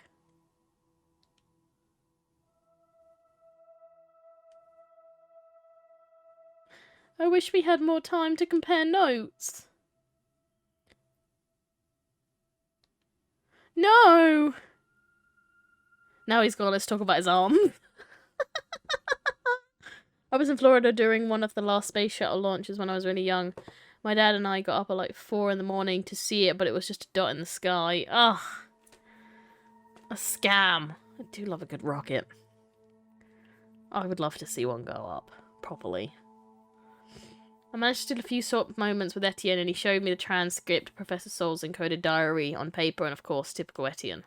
The symbol from that place was there, but he couldn't tell why. I'm not going to find Yumi, although I'd appreciate his mother's phone number if that's alright. I'm looking for the Children of Gaia to help make sense of the work I've done on my father's diary. I hope there are answers in there. All of my other leads are pointing to a certain type of person, someone worthy to be sacrificed, and before the Southern Hemisphere's winter solstice, when the sun will vanish for good. That's not long. A sacrifice? Really? I know. Poor Yumi is terrified. He thinks he has to sacrifice himself to save the world. I would kill to see SpaceX Starship launch next year. When is that? Like, is that going to be like... I'm assuming that'll be, like, possibly televised and stuff. He's back! Park Water Sun nodded. I'd better be going. And you too. Wait. Oh. I thought he was going to tell him he loves him. There's something else. Eto. Oh, fucking the Eto name. Santiago's dead. He was turned on by his own people in the Mafia. Sharon saw it. Etienne turned white as a sheet, then slid down the wall to sit on the floor. I followed him, putting an arm around my friend. So it's done. My father is avenged. He'll be proud of who you are, and so am I. Me too! Hi, Nathan. No talk of your arms happened. They're hopeful for a January test launch, probably February or March, so they live stream all the launches. I'm down. So cute. Moti's like, I love you. I'll tell you. I sat with him in silence until Moti warned me that Dolores was calling to ask what was taking so long. I knew that if I didn't leave, she would come in. Just shake Etienne's hand, stay and kiss him! Why is kiss not an option? Why? Half lurk, I'm listening. Listening, but heading to... Oh, buy me something good. Buy me some good stuff. I'm trying to get comfy, but I really can't. Stay in touch is the cute one, right? We don't want to shake his hand. We want to be like, stay in touch. Call me. Message me. Text me. Tell me how your day's been. You wouldn't go with last time to Aldi. What a scam. English? Wouldn't go with last time to Aldi. What a scam.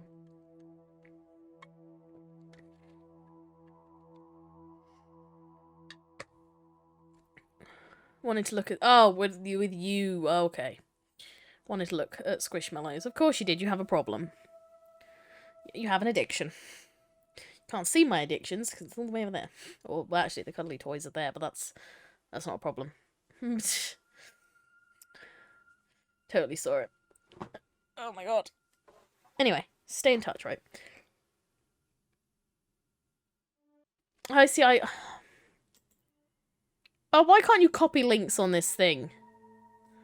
Because I can't open Chrome. It will absolutely kill my, my PC. Hold on. Yes! Oh my god! Yes! I didn't even need to play it. I just saw the title. That is my Animal Crossing island theme. I'm not saying I know most of the words. But Guy Love is iconic. Look, I'm gonna head out. Alright, Scandler. Oh my god. Sky Love between two guys. Yeah, I have literally that bit is my even though it obviously you have to work really hard with Animal Crossing. Alright, what's running? Why are you running? Yeah, that is my island too, but it sort of goes because obviously you don't get to pause as much between it, but I know it's there. Guy Love, why are you running? Why are you running? Guy Love. I know most of it. Scrubs is still one of my top favourite shows. Hands down. Oh, was exposed. Oh, because she was exposed. I returned to Dolores with a lump in my throat. Her rented Ferrari did nothing to ease. She drove us to... just let me go back with Etienne. I just got him back. Wait, Dolores she's rented a Ferrari, apparently. We're now in a jet. let's not ditch her too quickly. I'm about to get on her jet. It was a glorious luxury vehicle, and I was surprised Dolores had even bothered renting a hotel. It featured several bathrooms, one of which was already occupied by Dolores' favourite henchman. They were sleeping, so Dolores took the wheel.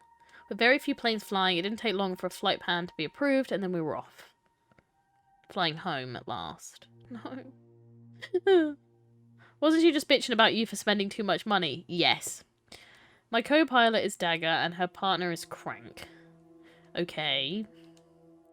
You may recognise them from when they escorted you to Peru on my behalf.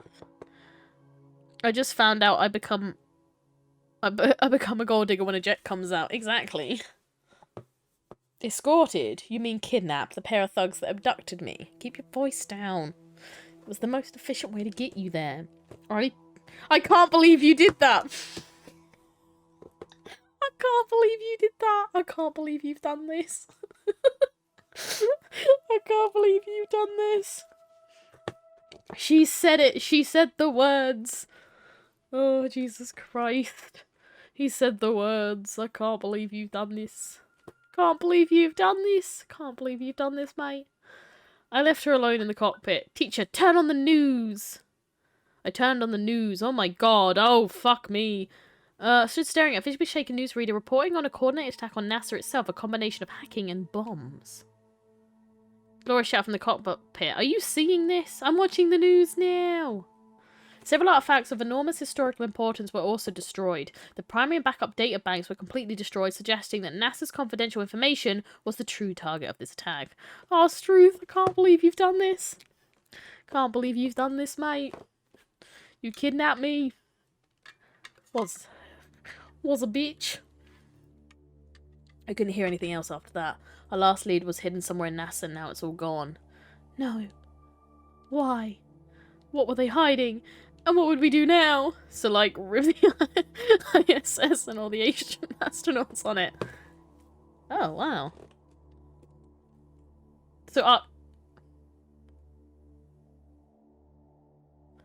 So we're still going. We're gonna go till 5. And just see what happens. The rumblings of the jet engines, which felt like they were just under my head, woke me from a fitful dream. Hey friend, looks like you're back with the living. You okay?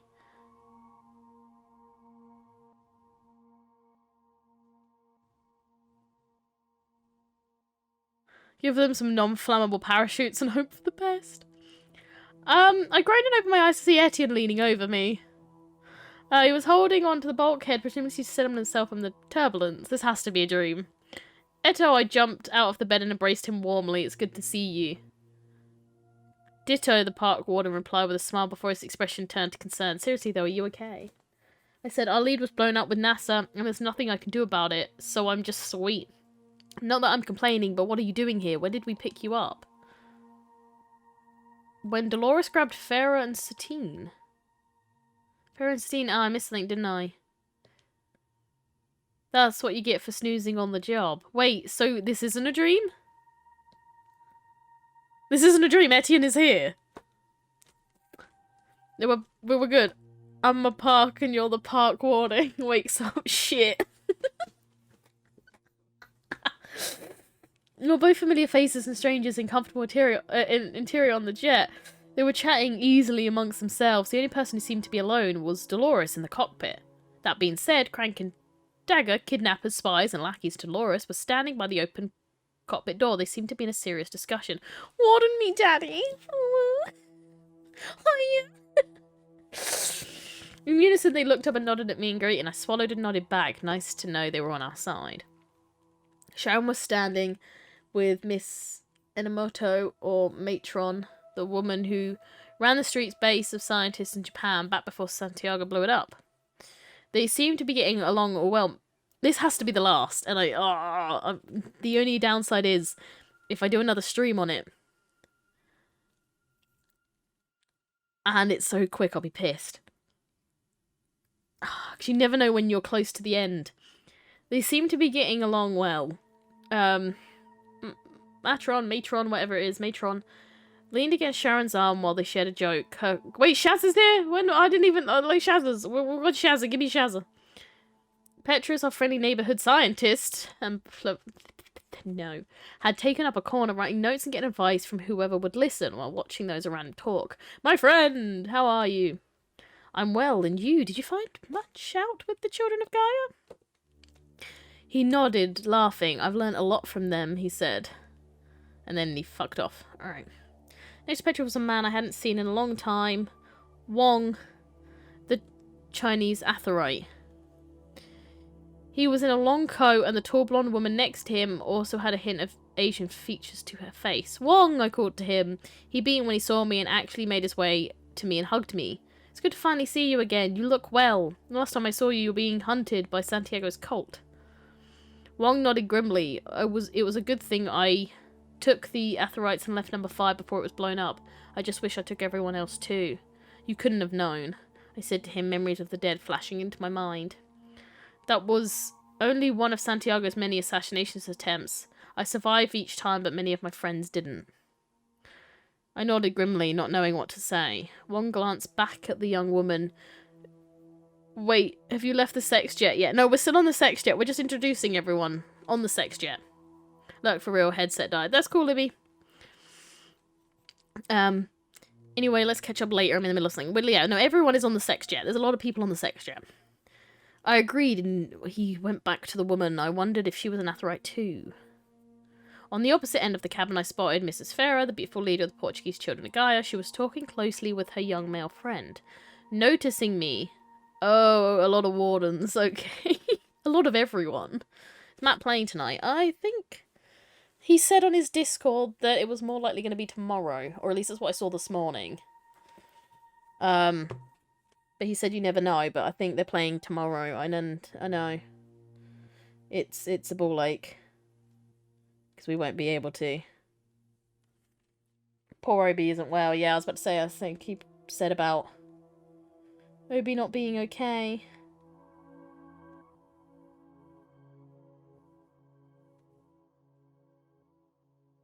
Yeah, it was like, Tad Up in the Air still could be up for it later, but yeah, so I think it's tomorrow. So I just don't think, you've downloaded Halo and you won't be able to play it this time around, Laura, I'm sorry. We won't have that chance. I want to lean forward, so that's going to there so I can lean. The man had to be another member of Children of Gaia. If the cog necklace hanging from his neck was anything to go by. I looked around one more time, open mouth at the gaggle of people around us. It appeared that while I'd been sleeping, Dolores had been racking up some serious miles. When Dolores finally left the cockpit and walked over to me, everyone moved around to form a large circle, as if expecting a group conversation. Glancing into the cockpit, I noticed that Dagger was now in the pilot seat. Is this the part of the movie where the team comes together to save the world? Exactly, yep, straight up. You could say that, my friend. Each one of us has been trying separately for a while. It's time we all combine our efforts. Agreed. The Atherites and the Children of Gaia seemed a lot less excited, occasionally shooting each other yeah, whatever. I still don't understand why the Aether-believing quacks are here. Quacks? That's coming from the crazies who sacrifice people. Rich. Enough. We'll get nothing done if everyone insists on behaving like infants. Miss Farah is right, Wong said. After a moment of awkward silence, we have to work together now, regardless of how we feel about each other. Everyone nodded in agreement, some more reluctantly than others, but the important thing was they nodded. I said nothing, looked at Dolores and waited. Finally, she sighed. While you were having your little meltdown, dooming the world before it ended, I set to work. I took some managing, but the good news is I've successfully gathered the best of us to solve this little problem. Little problem indeed. Before you go on, for those who haven't met her, this is Etienne Lewis. She's an exceptional pilot with a background in warfare. I'm quite useful, although apparently I'm third in line to fly this gorgeous jet. On that note, Miss Vera said, this young man is my associate, Chase Price. You and I had the same idea. Chase is a world-class engineer over several disciplines. Also quite useful. Winked at Satine. Okay, no flirting. I'm the only one flirting here. Well, none of you would be here if you weren't useful. When our NASA lead was sabotaged, we were in desperate need of a new lead. According to my employees' reports, the groups represented in this room have come closer than anyone to solving the sun problem. Wait, good news? What's the bad news? Bad news is we're all on the company's complications matrix, even me after all the years of service. Don't worry, I've been leaving back doors for myself ever since I started. Let them just try and stop me.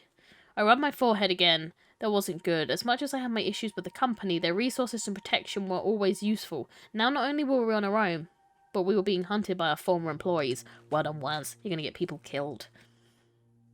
You had a lead in NASA? Asked Wong suddenly. Yes, but it's no use now that NASA's blown off the map. Keep up. Why would anyone blow up a space agency? Is this to cover up the missing astronauts again? What's in the NASA servers that were so many lives? The real question is, who did it? The amount of coordination needed to destroy all of NASA's backup servers at the same time is insane. My guess is Santiago's cult did it. The leader might be dead, but he still has believers. One looked ill, and I know how he felt. I've been so relieved that Santiago was dead, I hadn't thought about what the remnants of his cult might be up to. It doesn't matter now. What's gone is gone. We must focus our efforts on what we still have. But what if it is gone? What if it isn't gone? We all turned to Wong. What did you mean by that? Well, you know how competitive the Chinese, Russian, and American space agencies are, don't you? Well, when I was in the army, I was friends with an intelligence officer. Sometimes when we got drunk together, they'd tell me stuff he shouldn't, like how 3 space agencies would hack and steal each other's data all the time. Are you saying there's a chance NASA's secrets are still out there? So, NASA's data, the parts everyone tried so hard to cover up, might have survived after all in a rival space agency servers. That actually makes perfect sense. If that's true, we have to get that data. Whatever they're hiding might help us understand the sun's problem.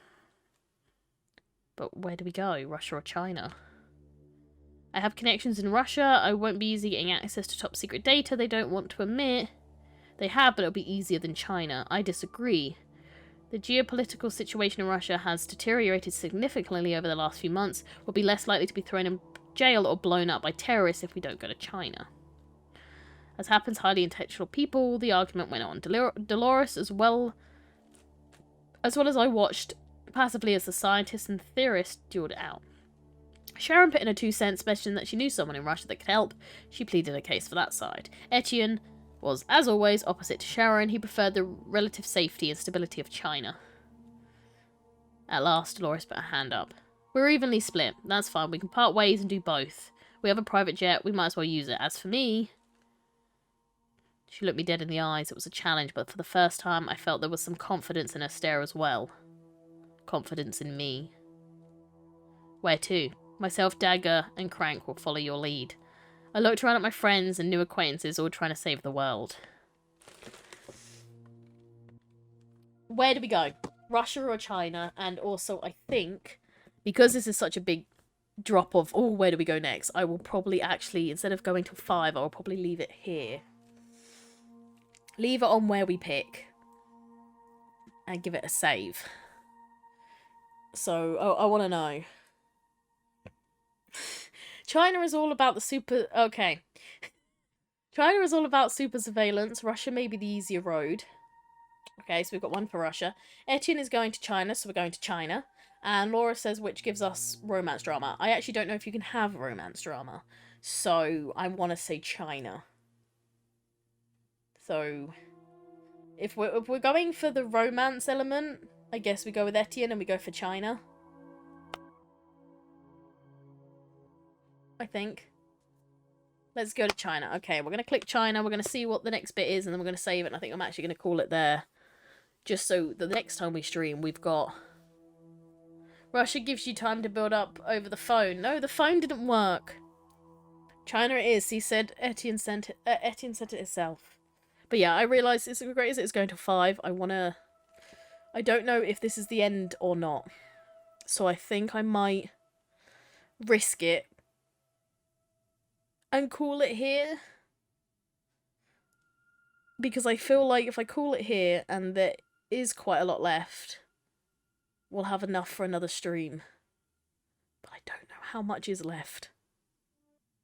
And that is the thing. I know it's only another half an hour, but I don't actually know how much is left. And it doesn't tell you online anywhere what, like, the last stuff is. This is already a slow burn. Yeah, honestly.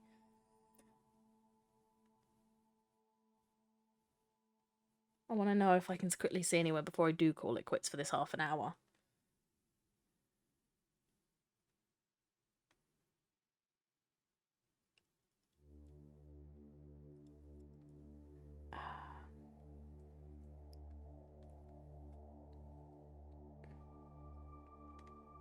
There's a wiki? Someone made a wiki? Just tell me how many arcs there are, because I will know how much is left. If it says 11's the last, then I will try and bang it out in the next half an hour, but I'm thinking, it's been 2.5 hours. Oh, why does nothing ever load on this shitty phone?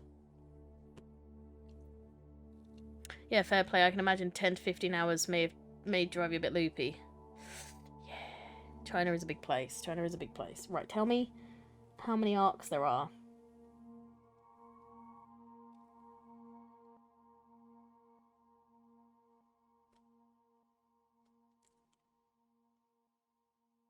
Wait, hold on.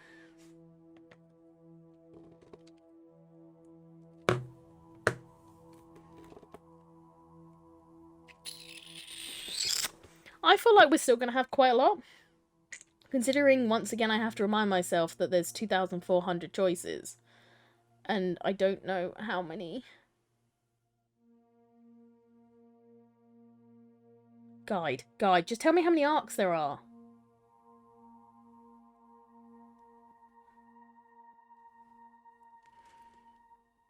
Three additional bonuses, bath scenes. Can you imagine? Anyway, so you finished the game now. Here's the first picture we're using. Just Etienne in the bath. Yes, like the porn game. Oh, the porn game. Oh, I found someone's ending, and I just want to know how it starts off, but YouTube's refusing to load it.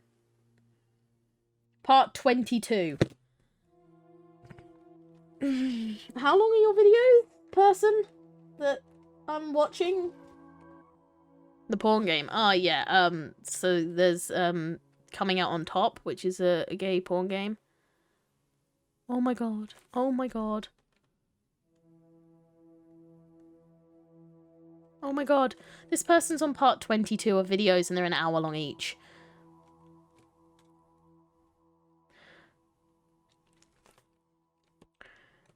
I think it's safe to say. What arc are you on? Just tell me what arc you're on. Without me having to actually watch your shit. Part 22 is their end. And they've, by the look of it, done an hour a pop. Oh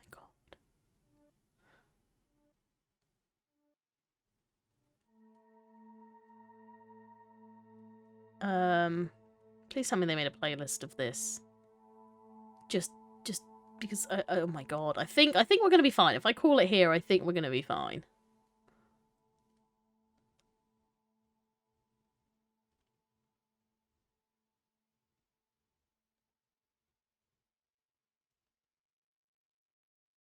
Just trying to see. Yeah, they did 23 videos on it. And all of them were anywhere between 48... okay, they're all like 30 to 40 minutes long each. So...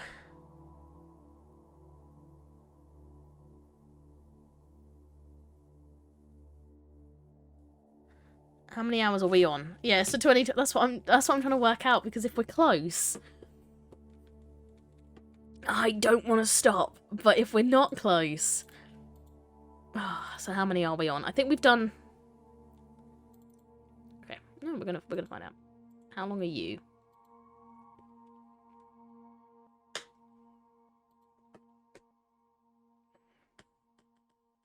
Okay, we can do this. It's fine. It's totally fine. This doesn't totally take up all this time in the world.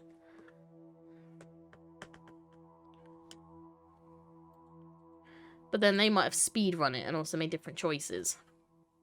So it could generally, oh my god, be anything. Oh jeez.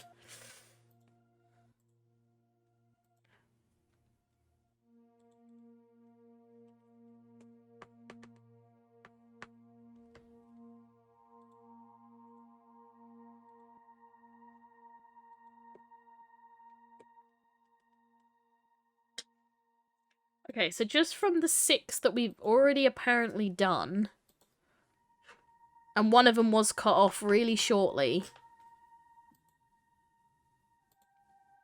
8, 9, 10, 11. We've done about 12, over 12 hours of a stream. And they did. So we do it like this. 1, 2, 3, 4, 6, 7, 8, 9,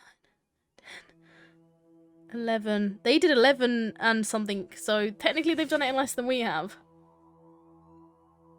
Okay, no, do you know what? Fuck it. We'll go to 5. Though their last one says about a tank, and that was an hour long. We haven't got to a tank yet. So.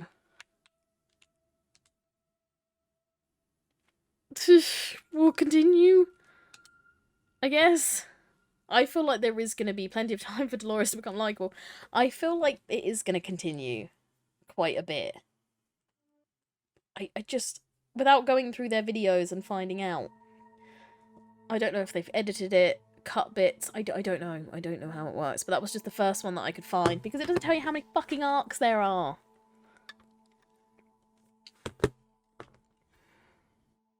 They don't tell you. I was fully prepared.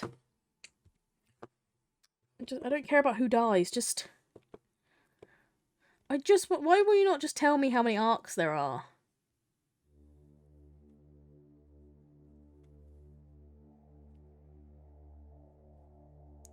Someone's talking about romance, though.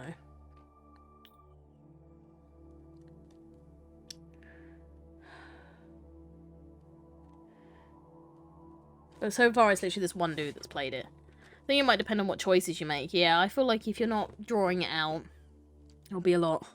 Also, we talk a lot. Okay, we'll go to 5. And just hope that the next time we play, I'll have a backup game, but the next time we play it, which will be next week, we'll finish it. That's what we're gonna hope. Okay. I hoped this would get closer, but I feel like as soon as I see tanks, I know he did an hour. So, I think.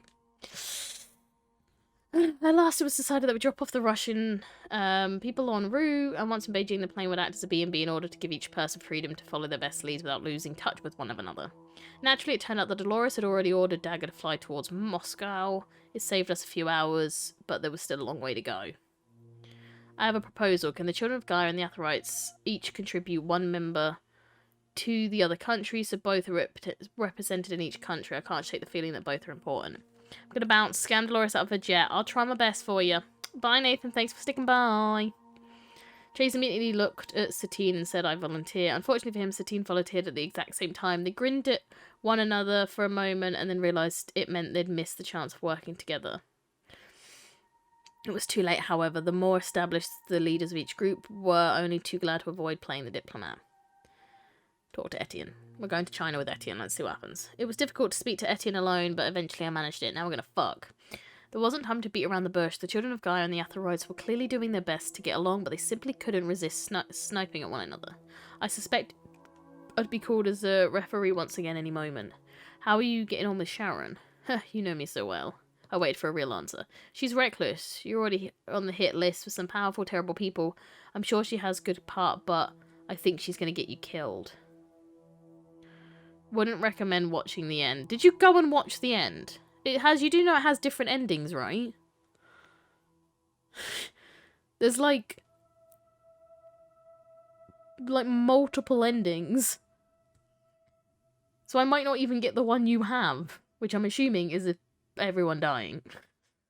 I'd do it again. Scammed me out of seeing it yourself on here. I didn't know what to say, so I changed the subject. I assume Dolores got you on board by promising you get to talk to the Children of Gaia. Yes, I didn't know she'd kept such good track of your contacts. Neither did I. Have you had a chance to speak with them at all before we split up? Not yet. I'm still making my mind up about who to trust and how much. I trust you, obviously. Ditto, as I'm sure you know by now. I better get back to it, he said, tipping his head, indicating to the door back to the Chaos of the main lounge. How about kiss me? Take care of yourself. The sound of yelling was pre-meeting the jet, so I took a deep breath and went back into the crowded front room. Teacher hour required charging. I'm feeling very tired. I smiled. Moticons don't feel tired, but alright, hang on. I rummaged in my bag until I found Moti's charger and plugged it at the end of my seat. Teacher, will I dream if I sleep? I don't know, Moti, maybe? That's an interesting device you have there, Chase called, staring at Moti. Moti has its quirks, I admitted, shifting my jacket to Moti. So Moti was covered. I was getting sick of people staring at my Moticon with hungry eyes. You can say that again, murmured Satine, leaning to the side and attempted to peek behind my jacket. Satine and Chase shared a meaningful look before leaning towards each other and whispering, resuming their private conversation. Crank was in a corner looking as sore as I'd ever seen him, and I slowly realised he was keeping an eye on the emergency exit. It was unclear whether he was ensuring no one pushed an opponent out of the plane or if he was making sure he could leap to freedom if things got worse. Sharon and Etienne immediately had a whispered conversation that didn't sound congenial at all. Congenial, or whatever it is. Both kept shooting glances my way. Wong and Miss Farah were having the most multilingual argument I'd ever heard as one substitute Chinese insult as required. In the meantime, Satine and Chase were doing their very best to pretend nothing bad was happening and were good and actually teasing one another in a failed attempt to pre-meet the plane with gum. I'm so lost. Split up the groups. Visit them. Do you know, let's go talk to Dolores and see if she's near there. There you go. We'll be arriving at Moscow in 2 hours, but we will not be staying long. If Russia is your stop, make sure you're ready to leave. Now I'm going to China, aren't I? Oh, I think she's talking to everyone. It turned out that people still bickered over stupid stuff when the internet was down. Petrus and Matron were getting on fine, and so were Chase and Satine. I was feeling rather in need of a shower myself, but I was willing to bet the water would be gone before I reached the head of the line. While I waited, I checked on Moti's battery level, still charging. I covered Moti with my jacket again before grabbing a book to read. Eventually we were in Russia, loading up on fuel and water and saying goodbye, saying far too many goodbyes. Before anyone could leave, however, Dolores handed out cell phones to each one of us. They should work on Russia and Chinese cell networks. Everyone's details are already programmed in. Alright, so there's 14 arcs. Hey! Thank fuck. I'm glad you found that out. Okay, so we've got plenty of time. Oh, thank God. Hi, Libby. Yeah, thank God you found out. I guess, yeah, I would have to watch it, and I don't want to spoil anymore, so... phone networks everywhere have been patchy ever since last time there's someone out. If you're having trouble calling, try your lucks with messaging. I haven't been able to maintain the line of communication with other Aphorite chapters. In any case, try to keep everyone updated of your status at all times, especially if things go airy. You don't sound confident, my dear. Dolores shook her head quickly.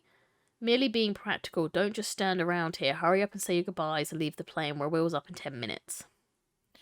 I met Sharon's eyes at the moment and we smiled sadly and hugged. Etienne's a good bloke. I'm sure whatever happens he has your back. I nodded. I smiled and nodded. Be careful.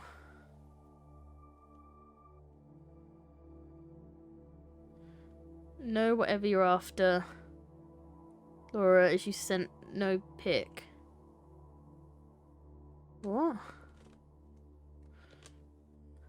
She laughed. Are you worried about me? I'm worried about Libby. Of course, we're friends. The plane was very quiet, as there were so many people gone. Crank, despite looking a little green every time we were in the air, was kind enough to bicker with Dagger while Dolores flew us east. I wondered how Dagger and Crank came under Dolores' employ. They stayed loyal to her despite falling out with the company. Chase was regaling to Matron how Satine and he had turned saving the world into a competition and had made bets on which team would retrieve NASA's secret information first. He was confident our team was winning. I headed off for a delicious shower. It was only when I emerged that I noticed Etienne was patiently waiting outside for his turn. You should have gassed him to get in with you. Your squish thing's an Audi. You sent no photos. I want to look myself anyway, so could not look out. He was gracious as always, and I was glad to have him in my group. It was a shame neither of us spoke Chinese, but we make do. I suspected Wong would be a popular companion, since he was the one of us we could hope to understand technical jargon in Mandarin. Returning to my seat, I realised... How long ago? Cool. Realised the couch next to my seat was now unoccupied. It looked incredibly comfortable. Yawning, I couldn't fight it any longer. Say blah blah blah. You went to bed. Why didn't you lie on Etienne's lap? Good night, Moti. Dolores shook me awake, and I stared at her in the confusion before remembering everything. We landed an hour ago. Do you normally sleep that long? Moti's gone. I think Moti is gone. Moti, why didn't you wake me? There was no answer. Moti? No! No. I lifted my jacket, expecting to find Moti under it.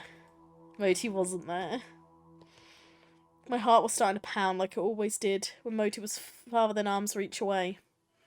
Moti, can you hear me? I can't see you. Don't tell me you've lost your Moticon. Automatic checking her own was on her wrist. I certainly hope not. I was sure I hid Moti under my jacket. Did someone move Moti to another power socket for some reason? Oh, smart. Dolores, your Moticon has channels that can connect to a Moti more easily. Please ask it to contact Moti and get a location. Alright. Oh, I'm afraid Moti's offline. No, Moti is never offline. Never. Calm down. You don't think one of your friends stole it, do you? Yes, I do. I collapsed into a chair and put my head in my hands. Everything fell off kilter without Moti chirping away happily on my wrist. Whenever Dolores walked by, I jerked in surprise, thinking a Moticon was mine. Of course it was stupid. Or was it? Dolores had made no secret for the fact that she wanted Moti for herself. Could she have stolen my device and hidden them in plain sight on her own wrist? Stick with Dolores until you get the chance to look closer at her device, or focus on getting NASA's lost data. We want Moti back. Oh, now we're getting paranoid. Yeah, we're getting paranoid, boy. We are getting hysterically paranoid.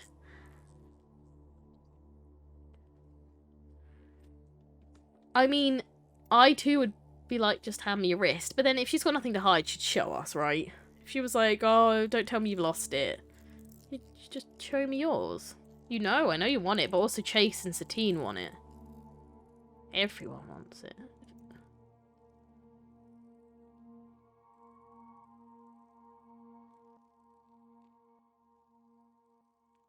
And now I'm just... I feel like the top one is high paranoia.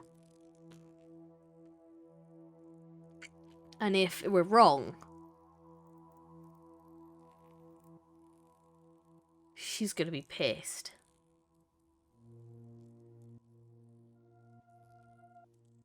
This is a very nice sound. I'm gonna go with the paranoid route for the fun of hoping that we don't die from it.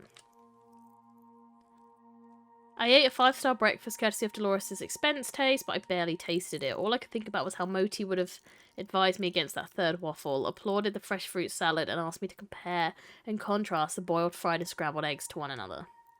I was lost, constantly opening my mouth to say something to Moti before realising I was really alone. Moti behaved more and more like a human lately. Were they afraid? Now that we were separated? Who had taken my travelling companion? Were they greedy, unkind? Would they sell Moti to the highest bidder? The thought of Moti being passed from hand to thieving hand around the world made me feel sick, and I regretted eating breakfast at all.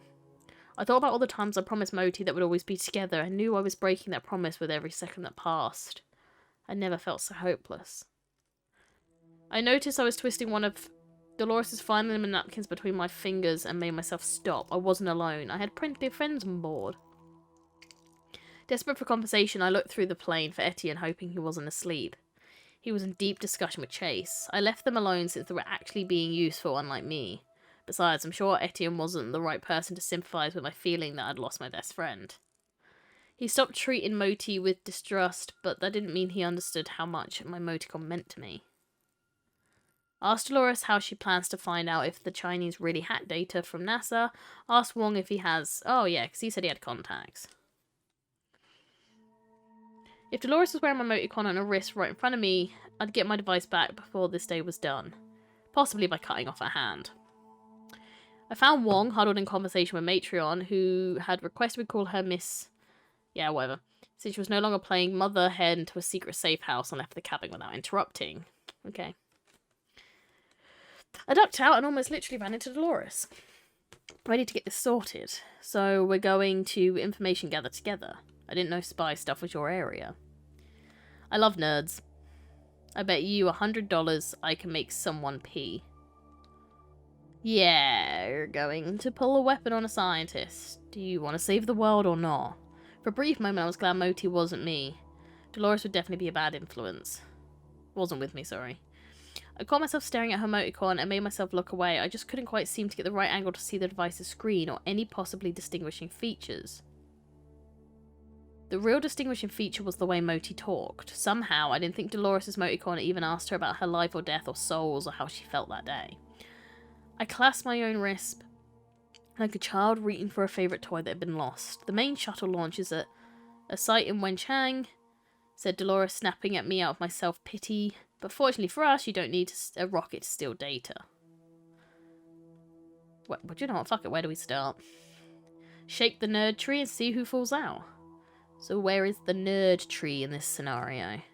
Beijing University of Astronautics and Aeronautics. Yeah, that's totally right. We set off with Dagger and Crank in tow. Crank gave a sigh of relief as soon as we stepped off the plane, while I tensed up as soon as I realised our taxi didn't even have seatbelts. Beijing surprised me. I've always had a weakness for an interesting skyline, and Beijing delivered.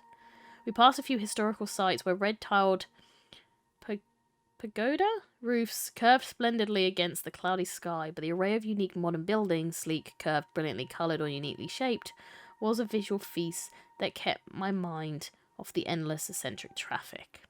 I was less impressed that it took me most of the taxi ride to be certain that the drivers went on the left in China, or that the clouds were a thick blanket of pollution looming over the city. Ow, my leg. Once we were out of the taxi, I noticed my eyes and throat felt gritty from the poor air. I hoped we could solve the mystery of the missing astronaut quickly and find Moti too. It occurred to me belatedly that Moti hadn't said goodnight to me when we prepared to go to sleep. They weren't necessarily in China. Oof. For a horrible second, I wondered if Sharon could have taken Moti so that she could stay in touch with Chrissy more reliably. She knew Moti's worth better than anyone. No, Sharon would never do that. Wakey, wakey, said Dolores. Are you coming with us, or are you just going to stand there until nightfall? I flushed. Coming! We made some general inquiries and rapidly ended up with the phone number and home address of Dr. Liang. I'm going to say Liang. Our new friends assured us that she spoke excellent English. In fact, we were more likely to have trouble getting her to stop talking. Phone her or go directly to her house. So we got the name, we got the address and the number. So I would say we phone her, but then if she turns out to be a bitch, she's going to run. If we go to her home, she's not expecting it. But I'm assuming she's a decent person. If you want to intimidate a nerd, show up at house uninvited. Alright.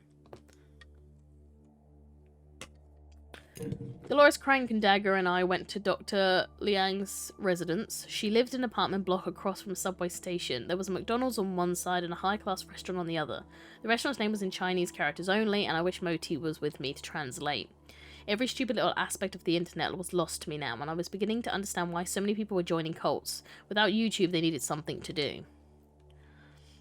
We got an elevator with its own attendant, and I noticed that it was missing floors 4, 13, and 14. When I asked the attendant about the numbers, he explained that number 4 was unlucky, just like 13 is in your country. I was oddly touched that the building expressed Western superstitions as well as local concerns. Dr. Liang lived on the 8th floor, which the attendant assured was the luckiest floor in the building. I wondered silently if it was still lucky, since it was technically only the 7th floor. Ask Dolores and the others to hang back or take the lead. I'm going to let her take the lead, and I'm going to then save it, because it's now pretty much 5 o'clock. Please don't get your gun out. Nice. So we've done 387 choices. 387 choices. Like, damn. That is a lot. For what it is. But at least now we know we're on arc 11, so there's 3 more arcs. We can do another, like, 3-hour stream and try and banging out next week. And hopefully, we will have like we will finish it. I don't want my first check for a remote is to check my tits. It's just where there's a lot of choices and you somehow managed to get I'm sorry! I didn't know! Still, I didn't know. We'll get him back. We'll get him back. I'm thinking, so yeah, there's no stream tomorrow because we do not have internet in this flat. We are not getting our internet, a new box, until hopefully Monday. Hopefully. So hopefully I will be live on Tuesday. The rough plans are Tuesday and Thursday will be normal games, and Saturday and Sunday will be day streams. For the pure purpose of I'm a celebrity. That's it. I'm working around Mal's work schedule, so I will put it all in the Discord, obviously, when I decide it on Monday morning for what games, but we will play choices, we'll play Stardew. I say I'm deciding on games, I literally have the games ready to go. Choices, Stardew, stuff like that, and obviously Jurassic World for the weekend, day stream, so we can play that. Fucking ever. Because fuck me, that shit's long. So yeah, I would try and maybe host Matt if I can do it on my phone and my 4G actually works. But we will have nothing in this. We're out all day at Comic-Con, dinner, and then we're watching stuff in the evening. So we've got shit planned. But yeah, there is no chance of more stuff from me or possibly tuning in with Matt if he does play Halo. Which I don't have installed anyway, and I'll do that for next week. I'm not fussed. So hopefully, our internet's back on Monday, and we will be able to actually continue on Tuesday, sorry. And that's how it'll be for a while up until Christmas. I think, with I'm a Celeb, and then I'm away from the 18th of December. So I would try and fit in as many as I can each week, so that I think the only days there will be days that are different because I know I'm busy on one Tuesday and certain Sunday, but it's the rough idea that counts. Oh, that's another thing actually. Yeah, there's gonna be that one Tuesday, one evening in December that I don't know what time I'll be back because I'll be at Eliza's. I'll be at the hotel with her. And I'm pretty sure that will possibly be. Yeah, that will be still while it's on. But Mal will be at work, so as long as I'm back before Mal's finished work, should be fine. Hopefully. But yeah, so I'm now gonna... Oh, I guess we'll discuss dinner, depending on Madam. And yeah, I will then see everyone on Tuesday, hopefully. I'll put it all up there tomorrow or... I'll put it up tomorrow night or Monday morning for what the week's going to be like. And hopefully we'll get to the end of this game. And maybe we can be gay. But if Laura's saying don't watch the ending, one of the endings is probably going to be Etienne dead. So we gotta hum hope.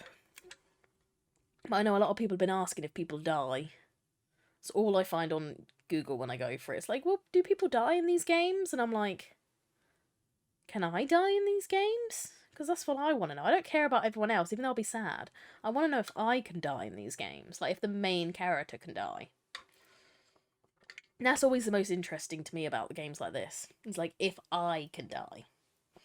And actually have, problems. But yeah, so thank you for watching. Thank you for being here and all that shit.